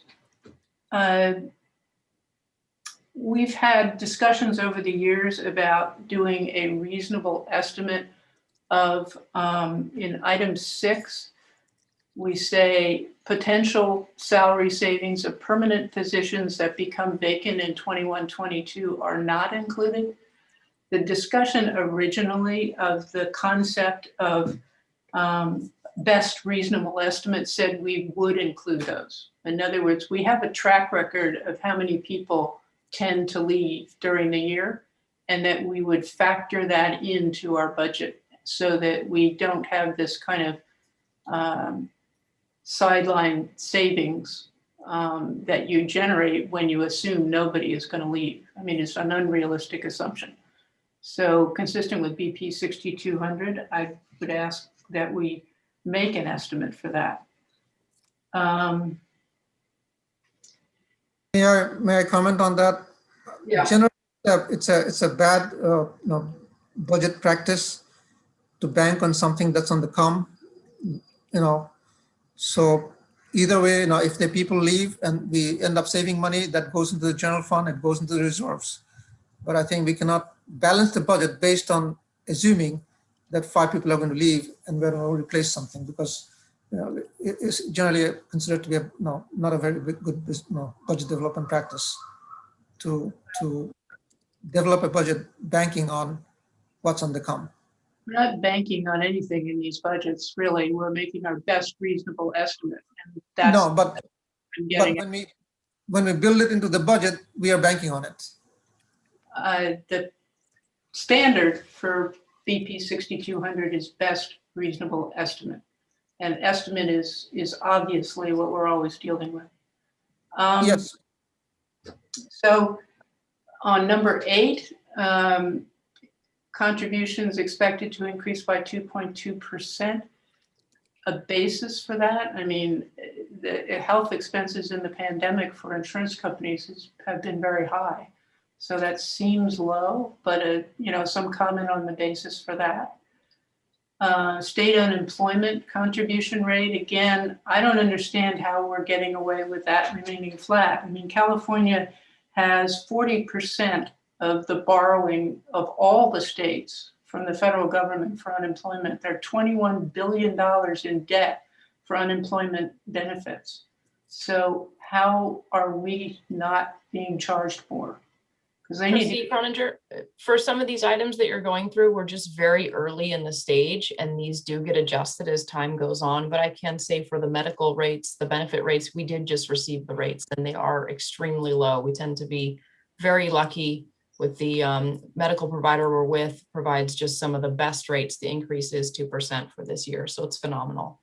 And the other ones, if they need to be adjusted, they will be. This is our very, very first pass.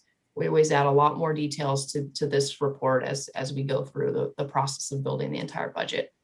No, I appreciate that. And I appreciate that you're taking that first pass. And what I'm trying to do is say, as we get to the second and third pass, these things would be helpful to explain and flesh out. And the unemployment, I mean, it's great. I mean, the answer to number 8 is we got this estimate from our health insurers. Terrific, no problem, I hope. And the answer to the unemployment contribution remains to be determined. So I'm just surprised that we're not getting hit as are other employers for that humongous debt that the state has for unemployment insurance. CalPERS under number 11, Veronica touched on this, but CalPERS is reevaluating its assumptions on how much money, which are 7% a year, that it thinks it can make. And based on a recent article from their financial CFO, they sound like it's going up in November. Now, we're not going to know until then what it is, but it certainly sounded like they were going to decide that 7% return on your money is too high. So just that's an FYI. And 17, as Jonathan mentioned, I think what we utilize HERF 3 for really needs strategic planning. Transfers. I assume you would put it in transfers. We had agreed to put in support for the foundation, so I would assume that's going to be in there. Yes, ma'am. That was an oversight. It will definitely be in the next one. We just discussed that. Great. And on item 2, the transfer to the construction fund, I'm really glad that's bigger. I think we need it bigger. Again, a helpful, what's the basis for this number would be appreciated. Okay.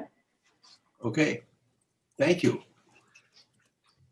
We move on to item 12 and 12.1 is the results of the balloting for the 2021 election candidates for California's community college trustees. Jasmine, what do you have for us?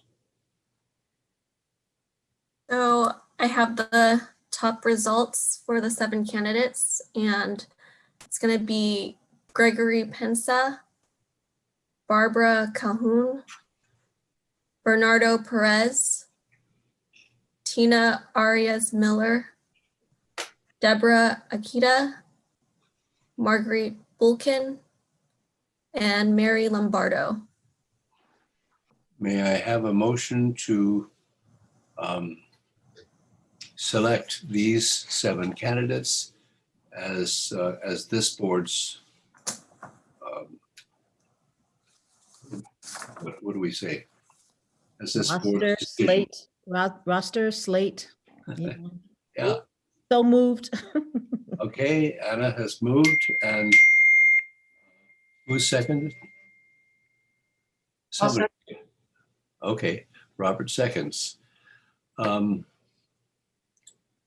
Any discussion? No, other than that's the first time in the history of us doing this, at least in 8 years, that we've gotten on the first try a top 7 without having to go back. So thank you, Jasmine, for your. We can blame all of this on Jasmine. So just to Okay. make, it's like, just to be transparent that it just coincidentally, we just landed with top 7 off the bat with 7 people, no debating about it. So the polling, the little survey you sent out calculated nicely, right? Okay, if we could have a roll call vote. Trustee Croninger, Aye. Trustee Gallardo, Aye. Trustee Haslin, Aye. Trustee Miller, Aye. Trustee Everett, Aye. Trustee Parker, Aye. Trustee Aboud, Aye. Student Trustee McKinney, Aye. all yes. Okay, thank you very much. Move on to 12.2, annual review of student trustee privileges. Board Policy 2015.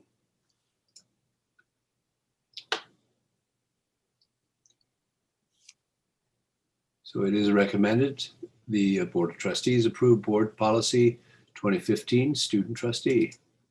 You have the board policy in front of you. There appear to be no changes from the last time we approved it. Is there any discussion? Jonathan?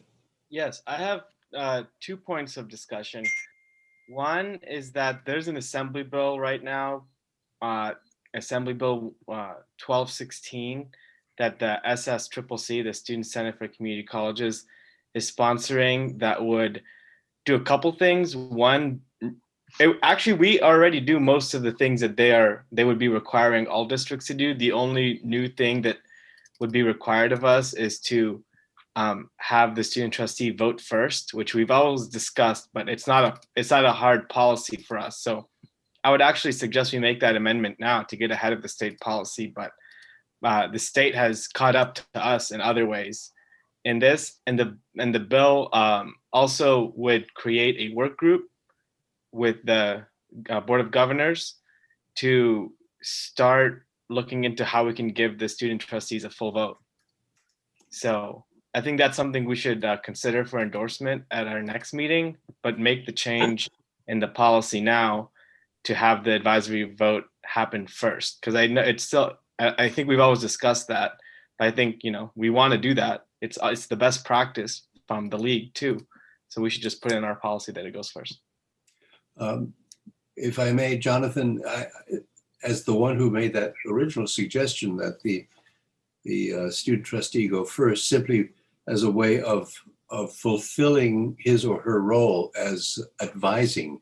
That is, they have an advisory vote. The problem I have with my own suggestion is that sometimes the student trustee may not be prepared to cast the first vote, may feel intimidated. And so I'd like to find some way that offers the opportunity but doesn't mandate it. Okay. We Well, if I ask Lily, can we ask Lily what she thinks? Yeah, what a great idea. Lily, would you like to comment on this?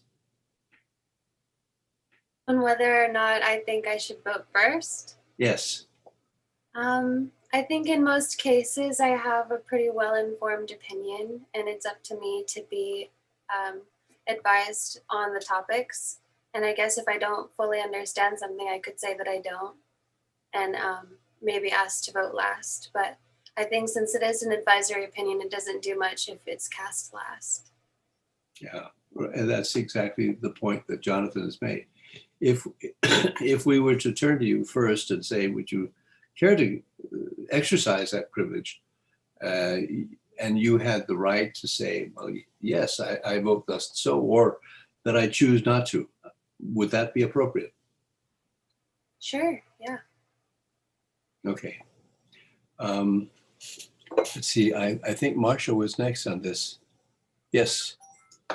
I was just going to say that this would be a change to a board policy. So what we could do is perhaps say something like the student trustee will have the option of taking the advisory vote first and send that to BPAP for review. But I don't think we get to change it this way as a board policy. Yeah, no. Agreed. Jonathan? Yeah, that's fine with me. I think in the past we've done it where we have this policy and then we discuss changes and we just change it by the next meeting. I don't know if we've gone back to BPAP on this policy when we changed the compensation last year, if you all remember. So maybe, but maybe we can do it in a different way. Yeah. Too. It's just like a one line change. It's like 3 words. You can right. And there is an argument that some board policies that have to do exclusively with our own behavior need not burden BPAP that is already overwhelmed with work. So okay. So what am I hearing? A recommendation for a change in policy, or a recommendation that we keep this in mind? Well, can I ask, are we able to vote to make the change today, or are we needing to bring it to another? No, I don't know if Craig can answer that. Existing policy says that we send it to BPAP and that they have 60 days to make a judgment. Unless we change the rules, and we might do that later. But at the moment, what we could do is recommend a change to policy that would suggest that the student trustee at least have the option of voting first. Okay. Well, I'll make that motion. Peter, I think you could change practice as well in the meantime. Yeah, certainly. I completely agree with you. We can certainly do that. Is there a second to the motion? I second. Anna seconds. Discussion? So can I just have some clarity? And I see, but I want to go after Trustee Miller. I saw you had your hand raised. I don't see his hand up. Oh, there it is.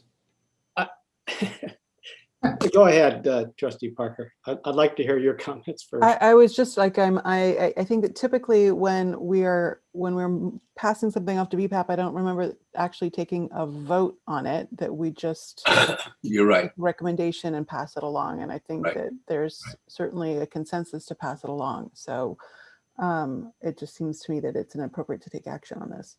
Okay. I think what we are passing, you've been asked to pass is the policy by which the student trustee will operate next year.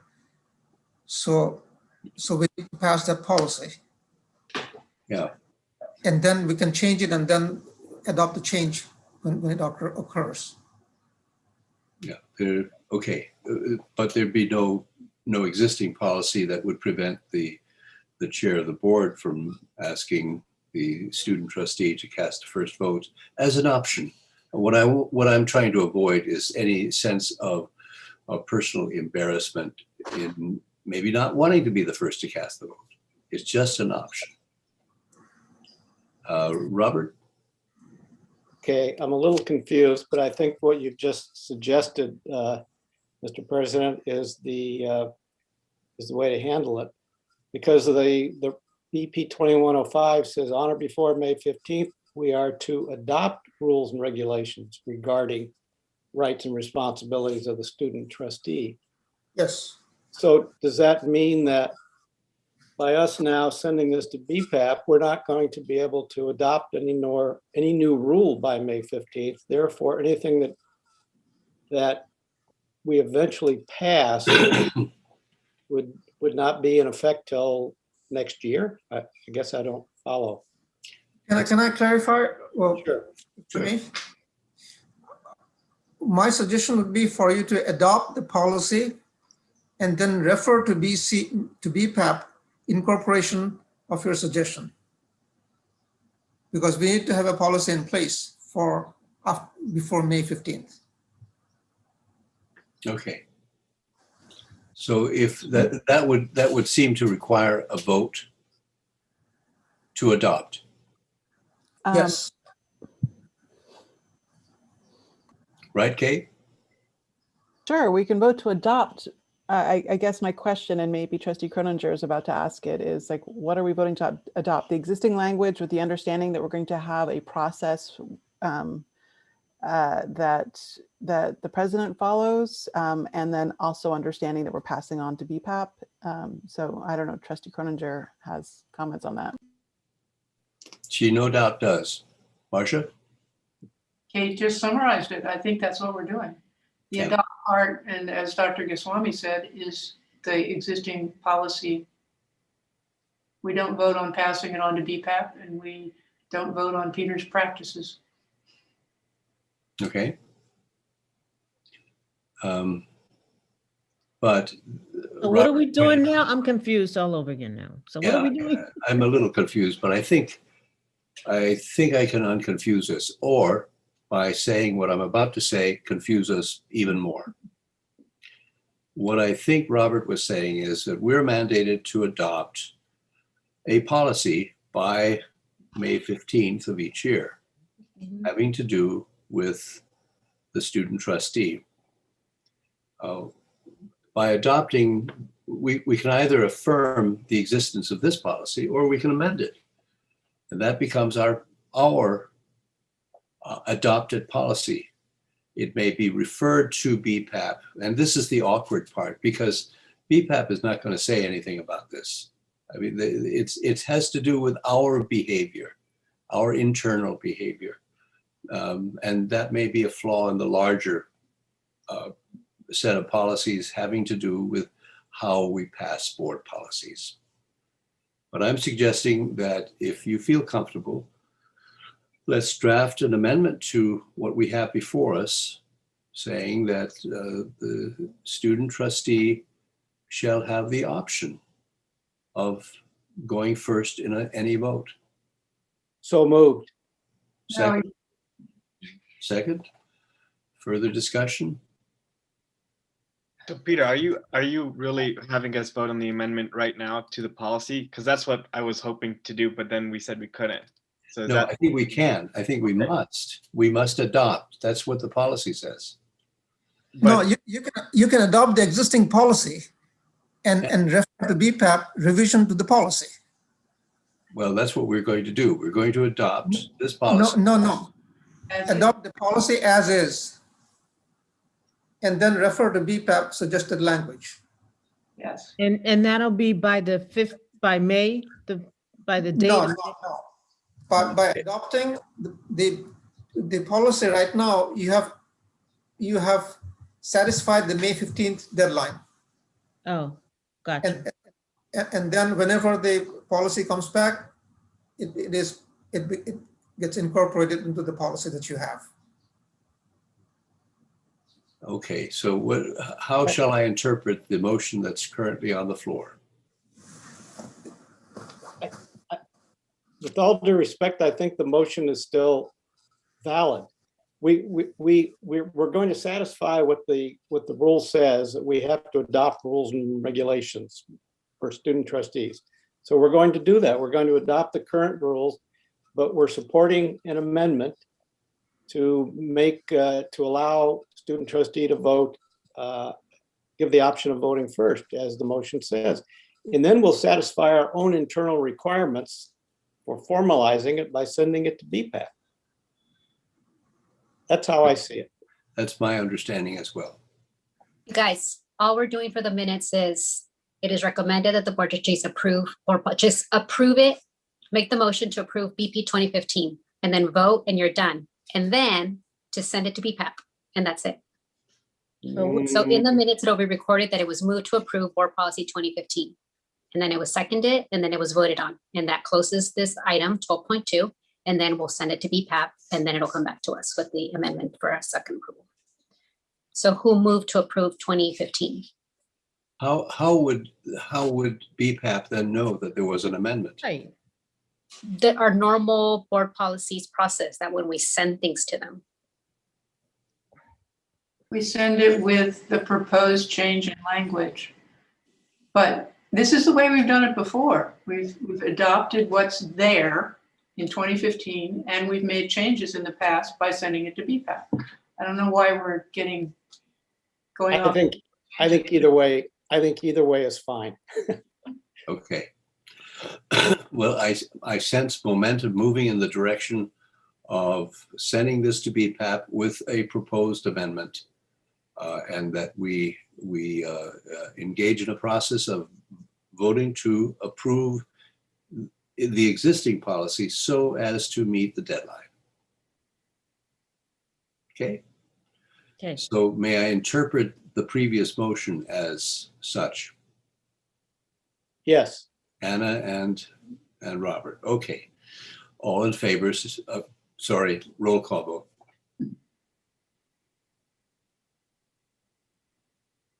Student trustee McKinney, Aye. Parker,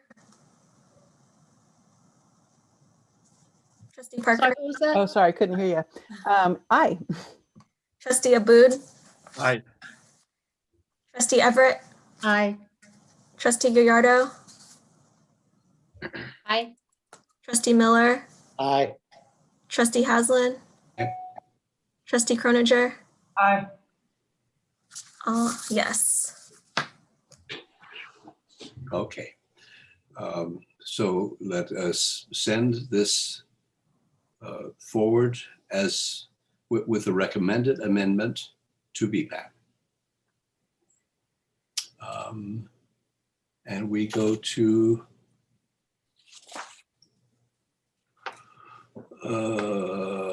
item 12.3, Board Policy 2410, Board Policies and Administrative Procedures.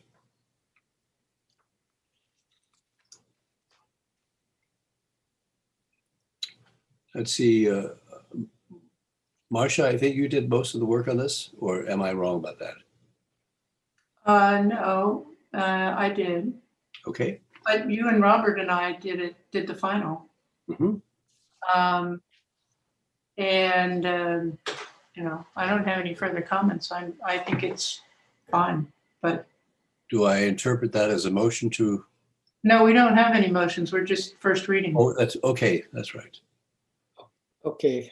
Okay. First reading. Any questions about it? Just one. All right. Jonathan is first. Just one question, which is on the green part that's crossed out.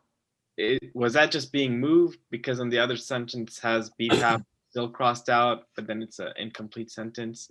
What's going on there under process for amending board policies? BPAP did that. No, why? Because it's the same sentence. Yeah. And it makes no change in the substance of the. No, there is a change. That's why that sentence got moved from the top part to the bottom part. That it doesn't change the meaning, the substantive meaning in any way. Well, there is a difference. The board may, if we kept the original, the board crossed out version, then there is an implication that the board is requesting the superintendent president to do something. And then there is initial discussion by the board, and if there is consensus by the board. What we are allowing for is that there are two ways of coming up with board policies. One is somebody to submit it, and if they submit it, then after the initial discussion by the board, if there is a consensus, that's what happens. In addition to that, the board may request the superintendent president to develop policies when appropriate. Okay.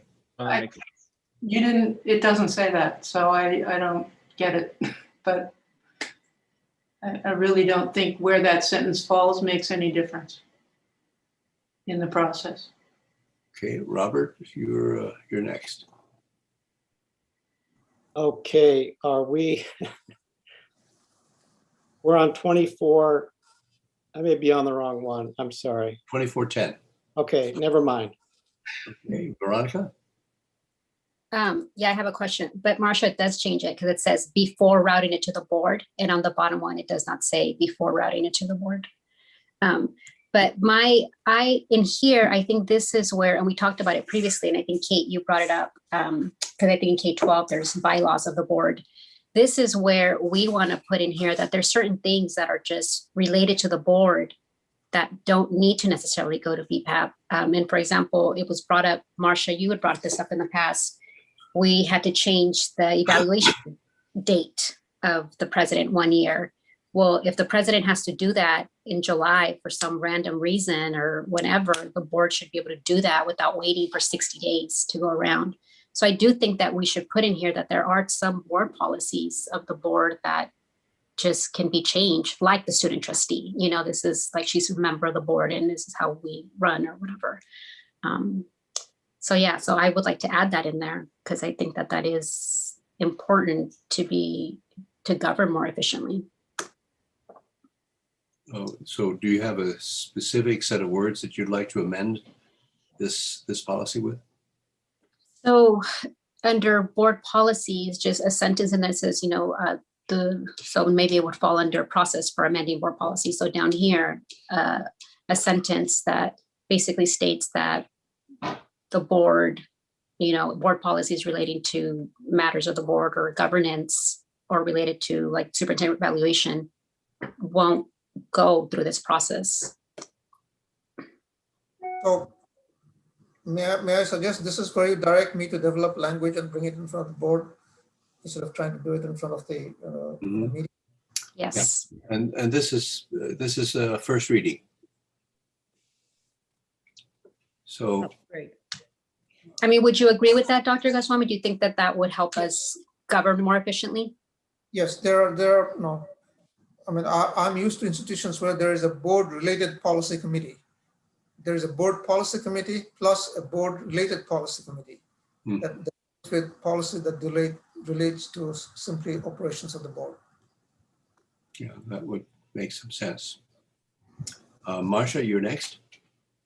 I was just going to suggest, I agree with the idea, and as Veronica said, brought it up before, but BPAP was opposed to it at the time.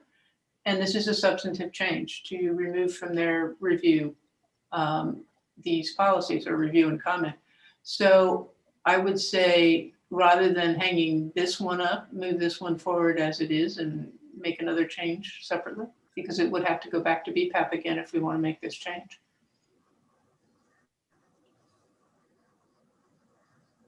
I mean, I think it's important to have a policy, to have a policy that says that there are things that we're going to have to approve that are just board related.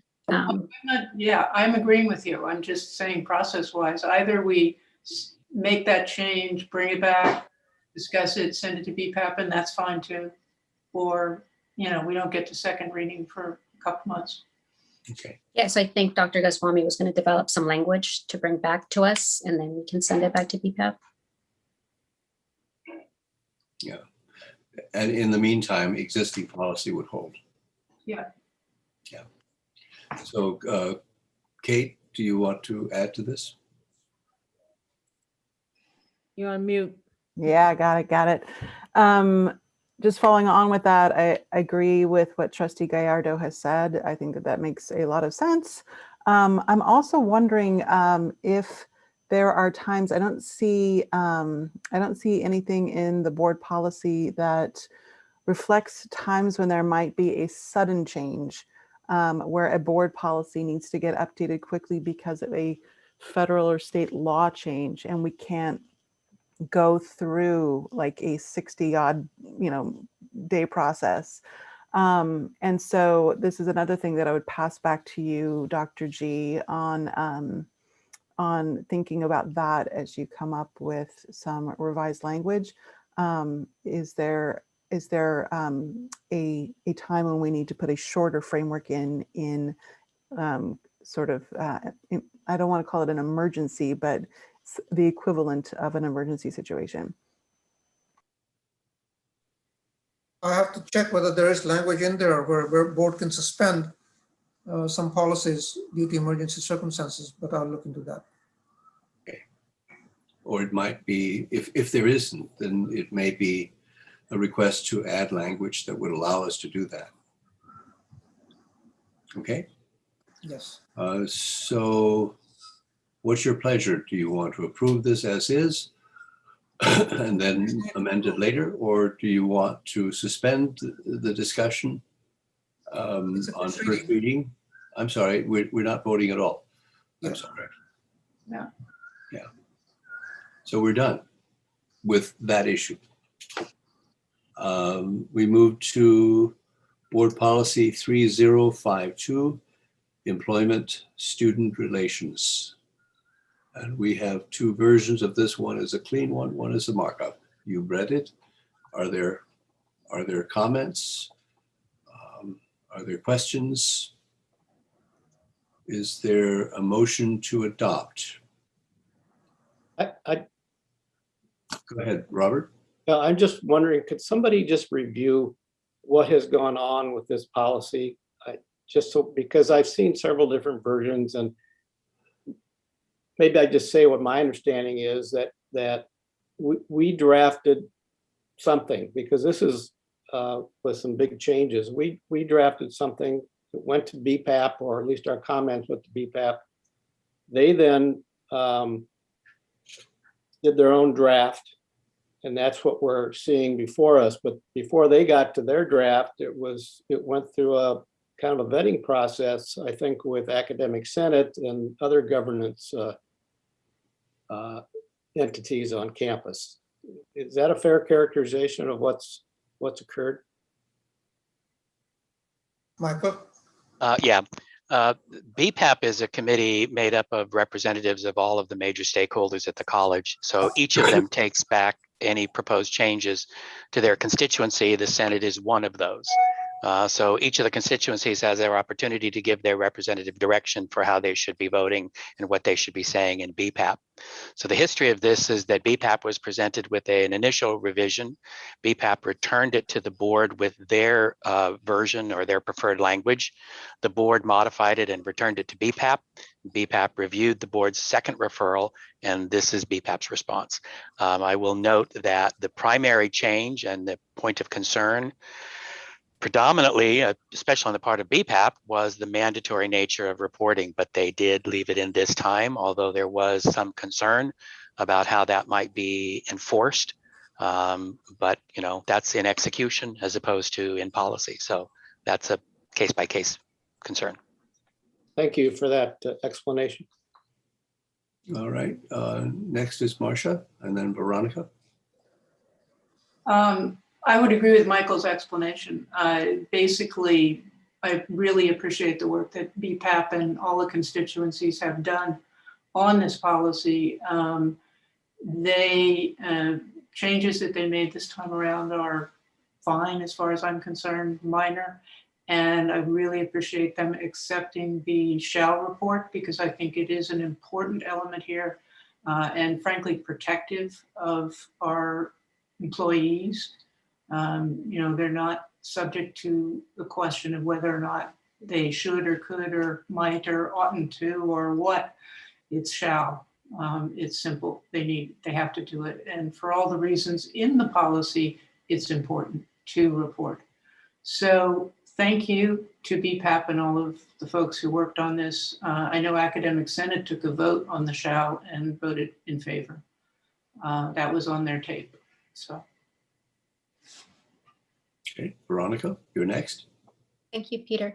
Michael, I'm wondering under prohibited conduct, the third bullet where grooming is striked, but then on the bottom, it picks it back up and it says, or grooming behavior. I'm wondering, could you give us a little information on the thinking behind that to strike it up there, but then bring it back over here as a definition? The committee sort of felt that it just made more sense under inappropriately fraternizing because it's not facially illegal behavior as prostitution, trafficking, distributing sexual photographs. Those are clearly illegal behaviors. Grooming is not always an illegal behavior. So they wanted it more accurately included in inappropriately fraternizing. They just felt it fit better there. Okay, and Jonathan. Just wanted to throw in my thanks for everybody who worked on this, BPAP, the constituent groups who discussed it. Marcia, you really put in a lot of the work in drafting this and going back and forth. This is an important policy. It's going to make Santa Barbara City College a leader on this issue. And, just wanted to finish by saying the shall on reporting was very important to me. And I think it's the final puzzle piece in combating the culture of sexual assault and harassment that exists in our society, because when it's a requirement to report, it makes us all a part of solving the problem.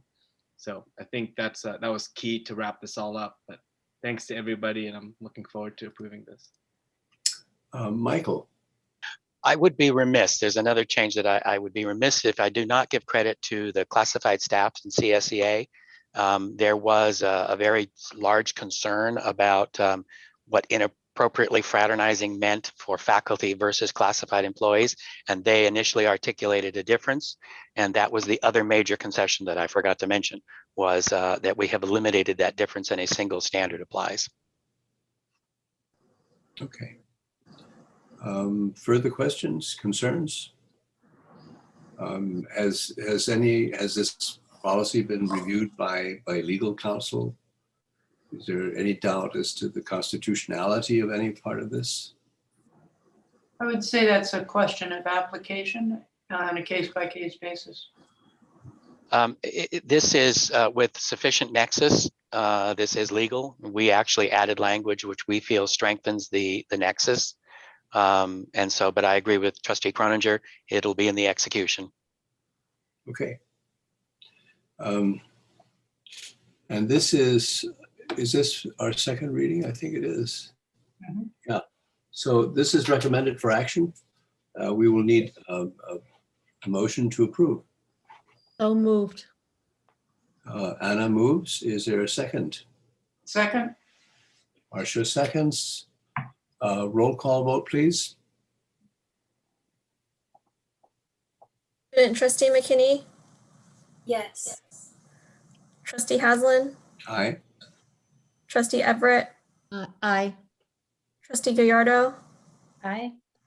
Trustee Miller? Aye. Trustee Parker? Aye. Trustee Croninger? Aye. Trustee? Aye. All yes. The measure passes. We move on to Board Policy 2210. It was requested that we put this on the board agenda for first reading. Though BPAP has not reviewed it, they've had it for an excess of, I believe, 55 days. It is one of those whose content is exclusively board related. And And so I thought I would bring it back for us to at least consider for first reading and see where we go from there. Robert?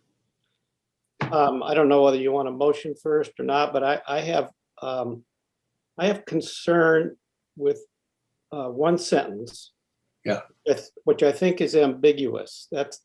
I'm not really making a substantive change. I just want to clarify something. Go ahead. Under president, it says the president shall be elected for a one-year term and may serve in office for one additional term. As I read that, there are multiple interpretations. One interpretation is that Peter wasn't eligible to run again because he'd already had one additional term.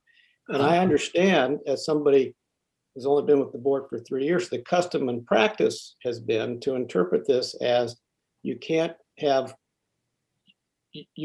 one consecutive additional term, and then you may have another term later on. Right. So I propose that sentence be changed to read, the president shall be elected for a one-year term and may serve in office for additional terms, but only 2 terms consecutively. I would think that makes better sense. That is in fact consistent with historical practice from the time that the Board of Trustees was established in 1965. In fact, the practice had been that the first time you serve as president, you if you wish, you can go on for a second term because you sort of need time to get the hang of it. But that's it. And then later on, if you're elected to serve on the Board of Trustees for additional terms, you'd be eligible again. So that would be consistent. So if we take the document before you as amended by Robert's motion or Robert's suggestion, can we have a motion to approve? Oh, no, I'm sorry. First reading. First reading. But so can we change that one sentence? Is there agreement to change the sentence? I see nodding. Okay. So the sentence is. I mean, I'd be remiss if I didn't point out that board is taking it up probably in violation of its own policy because 6 has not passed. It's not a big deal with me, but the thing is, we have to be careful as to why we need to disregard the 6-day time period before taking it up. Yeah, well, I'd be remiss if I didn't point it out. In part because there's no way that deadline can be met. And in my discussion with Michael, and which circles around to the point that Veronica made earlier, that there are some policies that might not necessarily need to go to BPAP. Some topics that deal with exclusively our own internal behavior. And this is a discussion I'd love to have with them. Well, I mean, absolutely agreed. But the point is, this is what the policy is right now. Right. Right. I understand. And I guess it should also be said that this is a first reading, and if BPAP has a desire to say something about it, they certainly will have some time. Marcia, you took your hand down, and Veronica, you have your hand up. Thank you, Peter. On the 1, 2, 3, 4, on the 5th bullet, ensure publication of the draft agenda for regular board meetings 2 calendar days before the meetings. I think it should say the hours, because I think the Brown Act is 48 hours or 72 hours and then 48 for emergency meeting or whatever. I have my little Brown Act thing, I'm looking for it, but I think it should say that because 2 calendar days may not be the law's hours and requirement. Okay. Do you know what I'm looking at? Yes, I do. That seems right. Marcia? Actually not. This is the draft agenda. We had talked about having the draft agenda made public. And Kate had pointed out that we need to make it public. So this says we will make it public and not just available to board members. And then the notice of the meetings, if that's what Veronica is referring to, would be either the 72 hours or the 24 hours. So you don't see a need for change? No. Okay. I don't think there's a need to change. We'll muck it up. But Robert's suggestion, I think, works fine. I don't think it's a substantive change at all. It's a clarification. Okay. Michael, do you want to weigh in on this? Are we doing something that's likely to be of concern to BPAP? I think BPAP is concerned with us following our articulated policies and procedures. And so I unless there were an articulated necessity, I would recommend using BPAP as it's currently structured. I mean, unless there's an emergency that this needs to go through right now, BPAP, we do, admittedly, we are coming into summer, and so there may be some spotty meetings, but BPAP works hard, and I would, unless there's an actual need, I would ask that we respect that process. Okay. I have no objection. Marcia, you do? Yeah. Oh, Veronica was first. I apologize. Oh, it's okay. To Kate and Marcia, tell me more of what's the difference the draft. Yeah. So we published the agenda, but then we want a different agenda? No, we're publishing a draft of the agenda, and then we're noticing the final. I don't understand. It says ensure publication of the draft agenda for regular board meetings 2 calendar days before notice of the meetings. Correct. When the meeting gets notice, it goes notice for the whole public and the board at the same time. Both of them are publicized. So you're publishing the draft agenda, and you're noticing and publishing the final agenda. Maybe it needs that word. Maybe it needs that word final. The draft agenda is already on board docs. You just make it public. So, okay, so the final agenda so then on there, it'll say ensure publication of the draft agenda for regular meetings 2 calendar days before notice of the meeting. Yeah. Before, yeah, I totally see Trustee Gallardo, the confusion there. That is the wording is a little bit confusing. So what would you do with it, Kate? Before, it's 24 hours before the posting of the final agenda, essentially. Or whatever, sorry, I said 24 hours, but it's 48 hours, 2 days before the posting of the official agenda or something like that. You just need slightly clearer language around that. Okay, that's fine. So for Thursday, we post no later than Monday. So that means we want it 2 days prior to that. So then on a Friday. So we want the draft on Friday and then the final one on Monday for a Thursday meeting. Right. We used to do the final on Friday, but we haven't been. So that's the way it Well, works. So does the public understand? So the draft is still a working agenda. Do you think the public understands that it's not final and that someone maybe might download an attachment or take an item up and then see it as complete when there's things missing?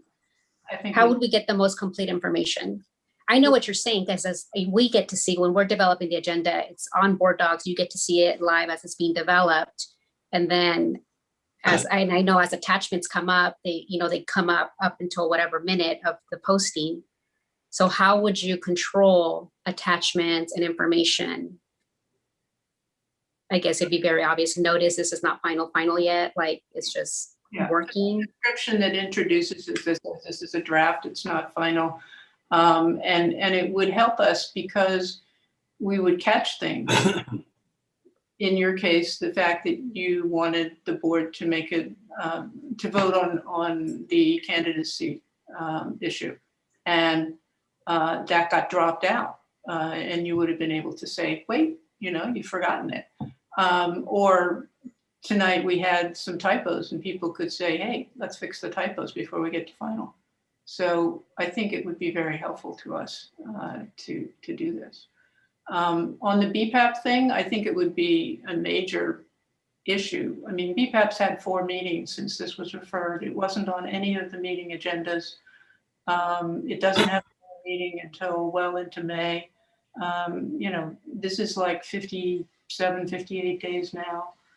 And this is strictly board behavior. So I just don't see sending it back off into BPAP again. You guys have more important things to do than this.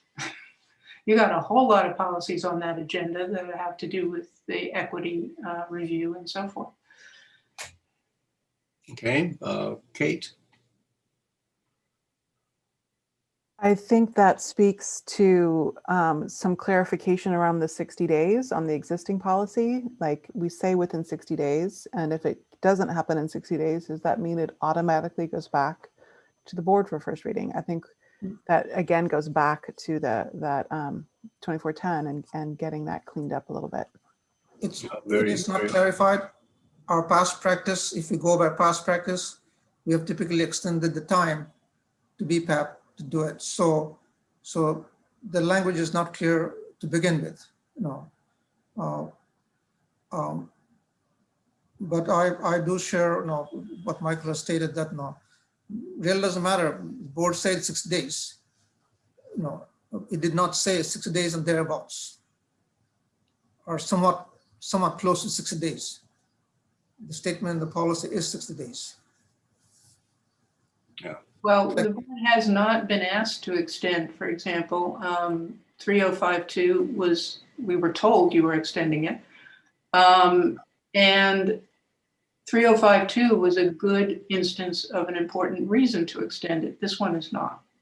3052 merited a lot of discussion on campus and among the constituencies. And in most instances, we haven't had that kind of an issue. Yeah, I'm not arguing the merits. I'm just saying that your policy says 60 days and you're taking it up for 60 days. I understand, but I support Marcia's position there. I don't see that they would be or should be concerned about this. This is not a policy that affects the behavior of anybody else other than us. It does, because it certainly changes the dynamics of how we prepare board meetings. So, yeah, inaccurate statement to say it only deals with the board. Okay, so let's see. Marcia, your hand is still up, or is it? No, And Veronica was next. Yeah, I was just gonna say, I agree. The development of the agenda, that really does change the flow of the institution. And that is so many different moving parts in so many different departments. So, and then I think we should follow eventually when the language gets in there that things like this don't have to, the board can move on with things that have to do with the board. But for this, I think it does need to go back to BPAP in that process and the rhythm of the institution. And that was the whole reason why Dr. Benjamin suggested we get rid of the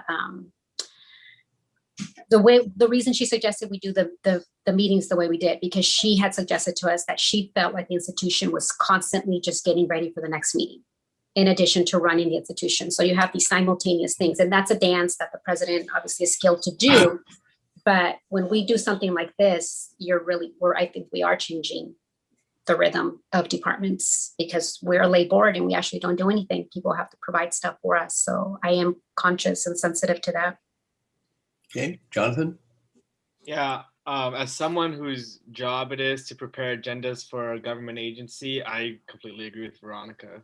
The way you schedule the agenda release and rhythm, it affects literally everything. So it is something everyone should have a. Yeah. Okay. Marcia, let's close it up. Well, I'd just say that what we talked about was we had a informal policy to notice it on Fridays before, and we met that regularly with Anthony on the 2-week schedule. We had no problem with that. I think Dr. Benjamin had unique issues about that. Now we have board meetings that are twice as long, but less often. So we really haven't changed the rhythm of the organization at all. We used to do it on Fridays. We should still be able to do it on Fridays. Well, I'm a absolutely firm believer in choosing your battles. This is not what I want to choose. If I'm of the view that BPAP would have hurt feelings or in any way be concerned about this, then of course. But Michael, is there a way of expediting this so that we're not here next year talking about the same thing? Yes, now that we have 3052 off of our platter and a couple of legally mandated time-sensitive policies also, we'll be putting this at the top of our agenda. Good enough. All right, so we moved on to item 12.6 is Superintendent President's goals. Dr. Goswami? As part of the board calendar, I'm supposed to outline my goals to the board and consequently to the public. So I have attached my proposed goals and also for reference showed what my goals were last year. And in a previous discussion with Dr. Goswami, we pointed out that normally the president's goals are informed by the goals set by the board trustees. So it may be useful to consider this as an introductory set of goals and allow the possibility that those goals may change or be affected by decision made by this board in deciding on its own set of goals. And Dr. Goswami said he had no problem with that. Okay. Marcia? Well, I would suggest that we go back to normal practice. Dr. Goswami joined us in January, which was mid-year, which is why we had a rather abbreviated set of goals previously. But as Peter just mentioned, our practice is that the board develops its own goals in August. That is in the AP. And we have a pretty robust discussion about those goals. And we had a pretty robust set of goals, which came out of that and still pertain. And then the superintendent president's goals are due no later than October. And I really think that's important. And I also think it's important that we reformulate the president's goals into a more traditional format that looks more like our goals, where you have an overarching idea, some targets and specifics, and not just a general list. I mean, this particular list leaves out several things that are in our current goals and may well continue on. But I really think it's important for us to go back to that original order of development, that the board needs to have that discussion first. Well, this would call to question our board calendar, which, as I understand it, calls for the superintendent president to present his goals this month, and that's what he did. So this is kind of a no-fault kind of thing. But I think the outcome is that we've now been given a preview of what the superintendent president believes to be his goals, at least in a preliminary sense. And when we come together, we'll formulate our goals, and that they will no doubt influence the outcome of the president's goals. Okay. I'm going to move us on to board self-evaluation instrument for 2021. And I think we all participated, or you know, we've all seen the timeline as well as the self-assessment instrument. Is there any objection to adopting this as this year's evaluation instrument? Two hands are up, Marcia and Veronica. Oh, mine's leftover. Okay, Veronica? I just had a comment on the previous item, but that's okay because I got we had moved on. I wanted to say that I thank you, Dr. Goswami, for bringing this to us, and we're still in this COVID season of operating the college, and we did pass a resolution back in March of 23rd of 2020 that basically we authorize the superintendent president to, go run the institution, do what you have to do, bring us along. So I think that, I just think that this is great that you brought this to us, that you continue to be proactive and that you're thinking ahead of the institution, and that you guys are doing such a huge job. And then the 7 of us get together every couple of weeks. So I just want to say that I think your goals are in line with that resolution we passed where we said, hey, go and do what you have to do to run the institution. So thank you. Now, Veronica, did you have anything to say about the evaluation instrument? No, I think we should do. Okay. Is there any objection to adopting the self-evaluation instrument? Which, to be clear, makes it certain that we accept the responsibility of actually filling it out and returning it electronically as we have in the past. And Marcia? Motion to approve the evaluation instrument. Is there a second? Second. Roll call vote, please.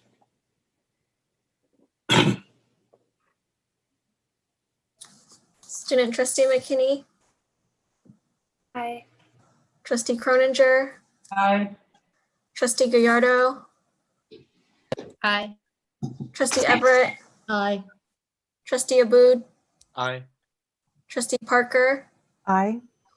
trustee Haslin, Aye. trustee Miller, Aye. all yes. Motion is passed. Trustee Haslund, if you notice, Jasmine has already picked up quickly our protocol of student trustee first. Yes. Very, very good. Very observant. Thank you. And thank you, Lily, for waltzing through this with us. All right, we move on to report from board members. Board members may report about various matters involving the college district. Are there any reports? If not, there is one. Robert Miller reports. I'm going to report as the board's representative to the foundation and just report that I attended the foundation's board meeting last week. Foundation continues to report positive financials despite adverse effects of the pandemic. Foundation's very engaged in and interested in possibility of a bond measure next year. And President Jeff Green reported he's working with Dr. Goswami to increase community outreach efforts in that regard. And I would note that I also attended a foundation webinar yesterday concerning the Promise program and heard positive and enthusiastic comments from a current Promise student and a student's parent about the financial benefits and other benefits of the program. They were both very enthusiastic and positive about the Promise program and how it continues to make a big difference for so many district students. And finally, I'd note that, as you know, we've lost about 1/3 of the Promise students this year due to the pandemic. And to get back as many of those students as possible, the foundation will be waiving some requirements and making no fall offer in the fall of 2021 to welcome back those who dropped out of the program for whatever reason during the pandemic. So whether in normal times, students dropping out for a period of time, taking a less than full-time schedule, et cetera, would violate the terms of the promise, and they would not be able to come back, but under the current circumstances are going to be welcomed back in a no-fault situation. So that is my report. Are there any questions for Robert? Hearing none, we go to Anna. I attended the SBCC Theater Group's The Thin Man play last night. And it was very enjoyable. So that's my report. Well, thank you. Thank you. Are there other reports? Hearing none, I would entertain a motion to adjourn to closed session. Items for future board consideration? Oh, I'm sorry. You're right. Absolutely right. I'm just in a hurry. Items for future board consideration. We have Jonathan and Marcia. I think the discussion on the vaccine and how we want to approach that, we should have a discussion as a board. All right. And Marcia? That's what I was going to bring up. Okay. Would it, let's see, Anna. Yeah, one last thing. I want to put on the next steps for the summit, the California Community College Summit. Just a next steps. Next steps. I got it. Would it be, hey, Jonathan, you're. No, I would like to also suggest that the board think about a retreat in July. Half a day at least, or more. Okay. Okay, good. And Lindsay, did you want to say something? Yeah, go ahead. Yes, sir. I was hoping we could go back to the item 9.4 for the approval of the award of the construction services, because I did find the bid documents and our IT team is ready to show it to you. Okay.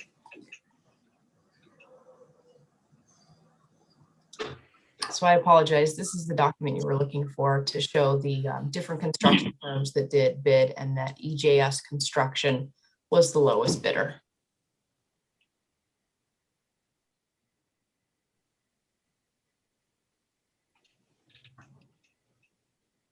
Okay.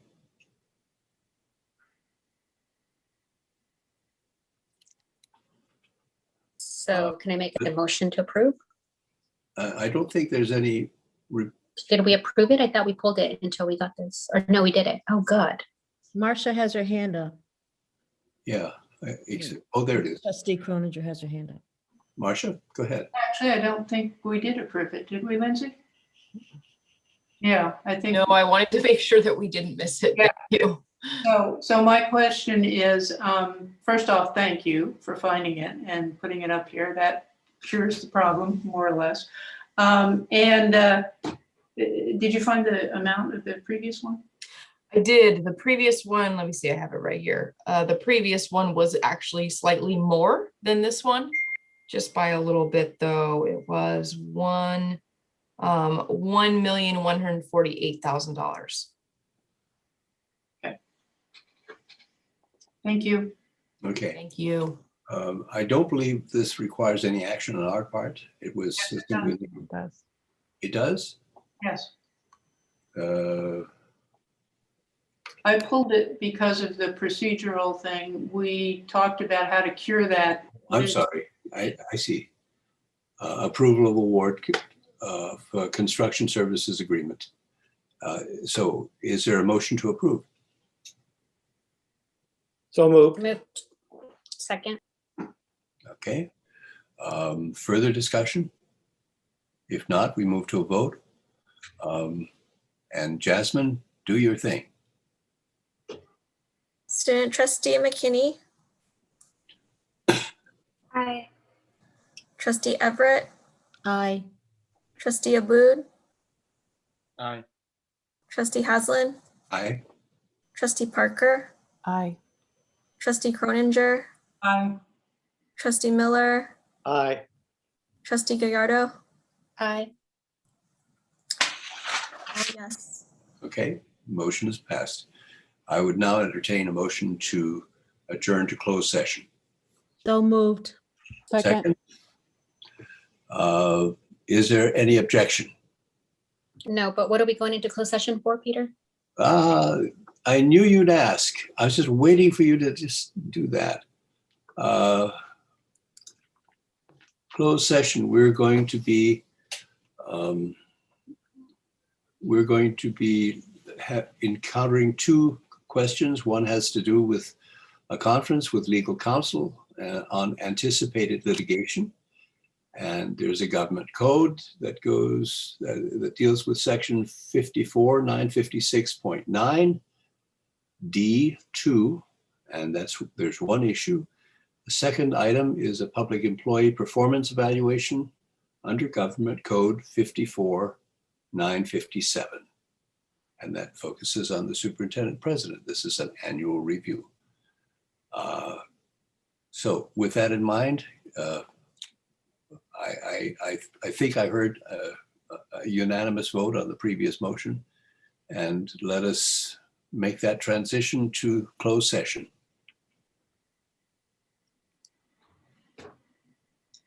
So those of you who are not coming back, bye-bye. All right, there's the instruction. Yeah, is there an instruction here? I think we go to our email and click on the link there, right? Board members, you'll find that in your emails, you have a link to go to the room. Also, if you open up the chat, I wonder there's if one there Clyde as well. has meaning to talk to us. If so, Can you not hear me?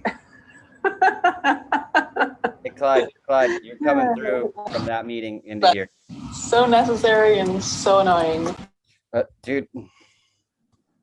Okay, so there is a link in the chat. If you click on that link in the chat, it will take you to the closed session.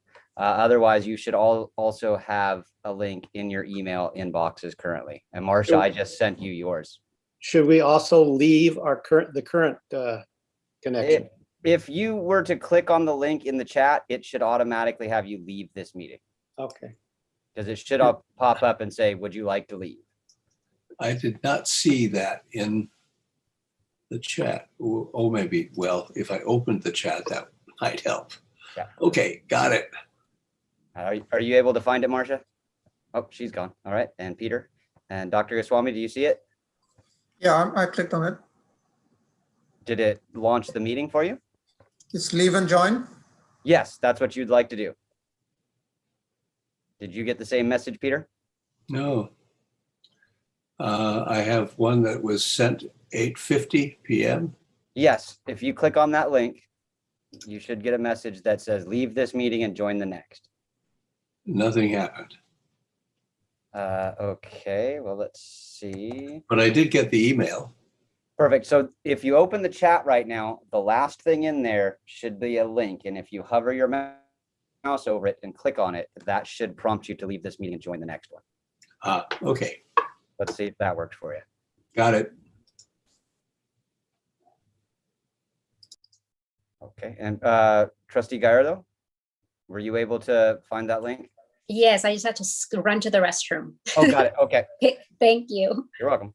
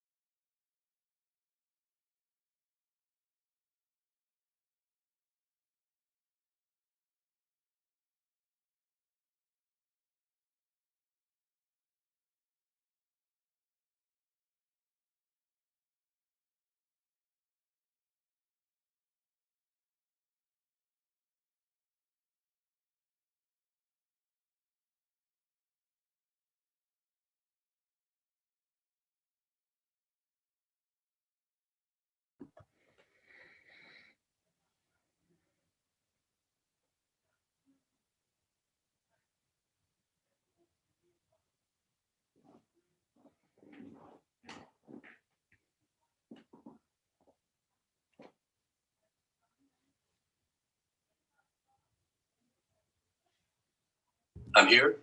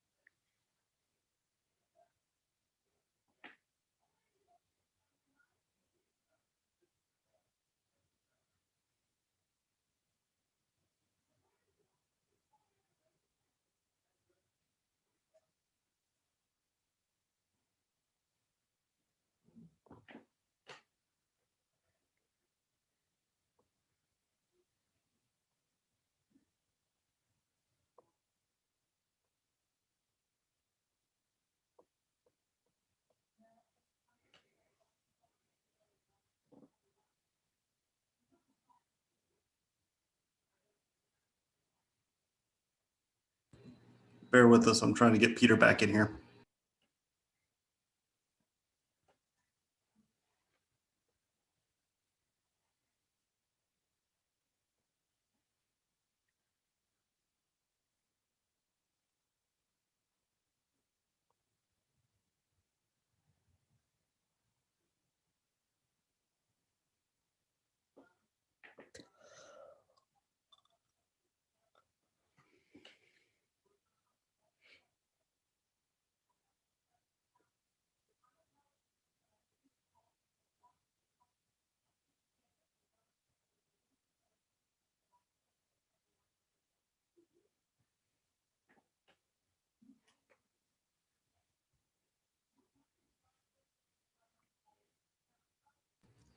All right, I have lost Peter.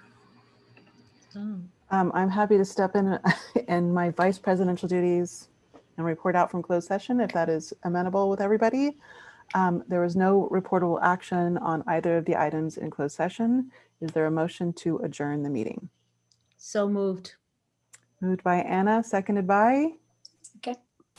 Veronica. Is there any disagreement with us adjourning? If not, we will adjourn by unanimous consent, and everybody have an excellent evening. Have a great weekend, everybody. Bye. Nice to see you all.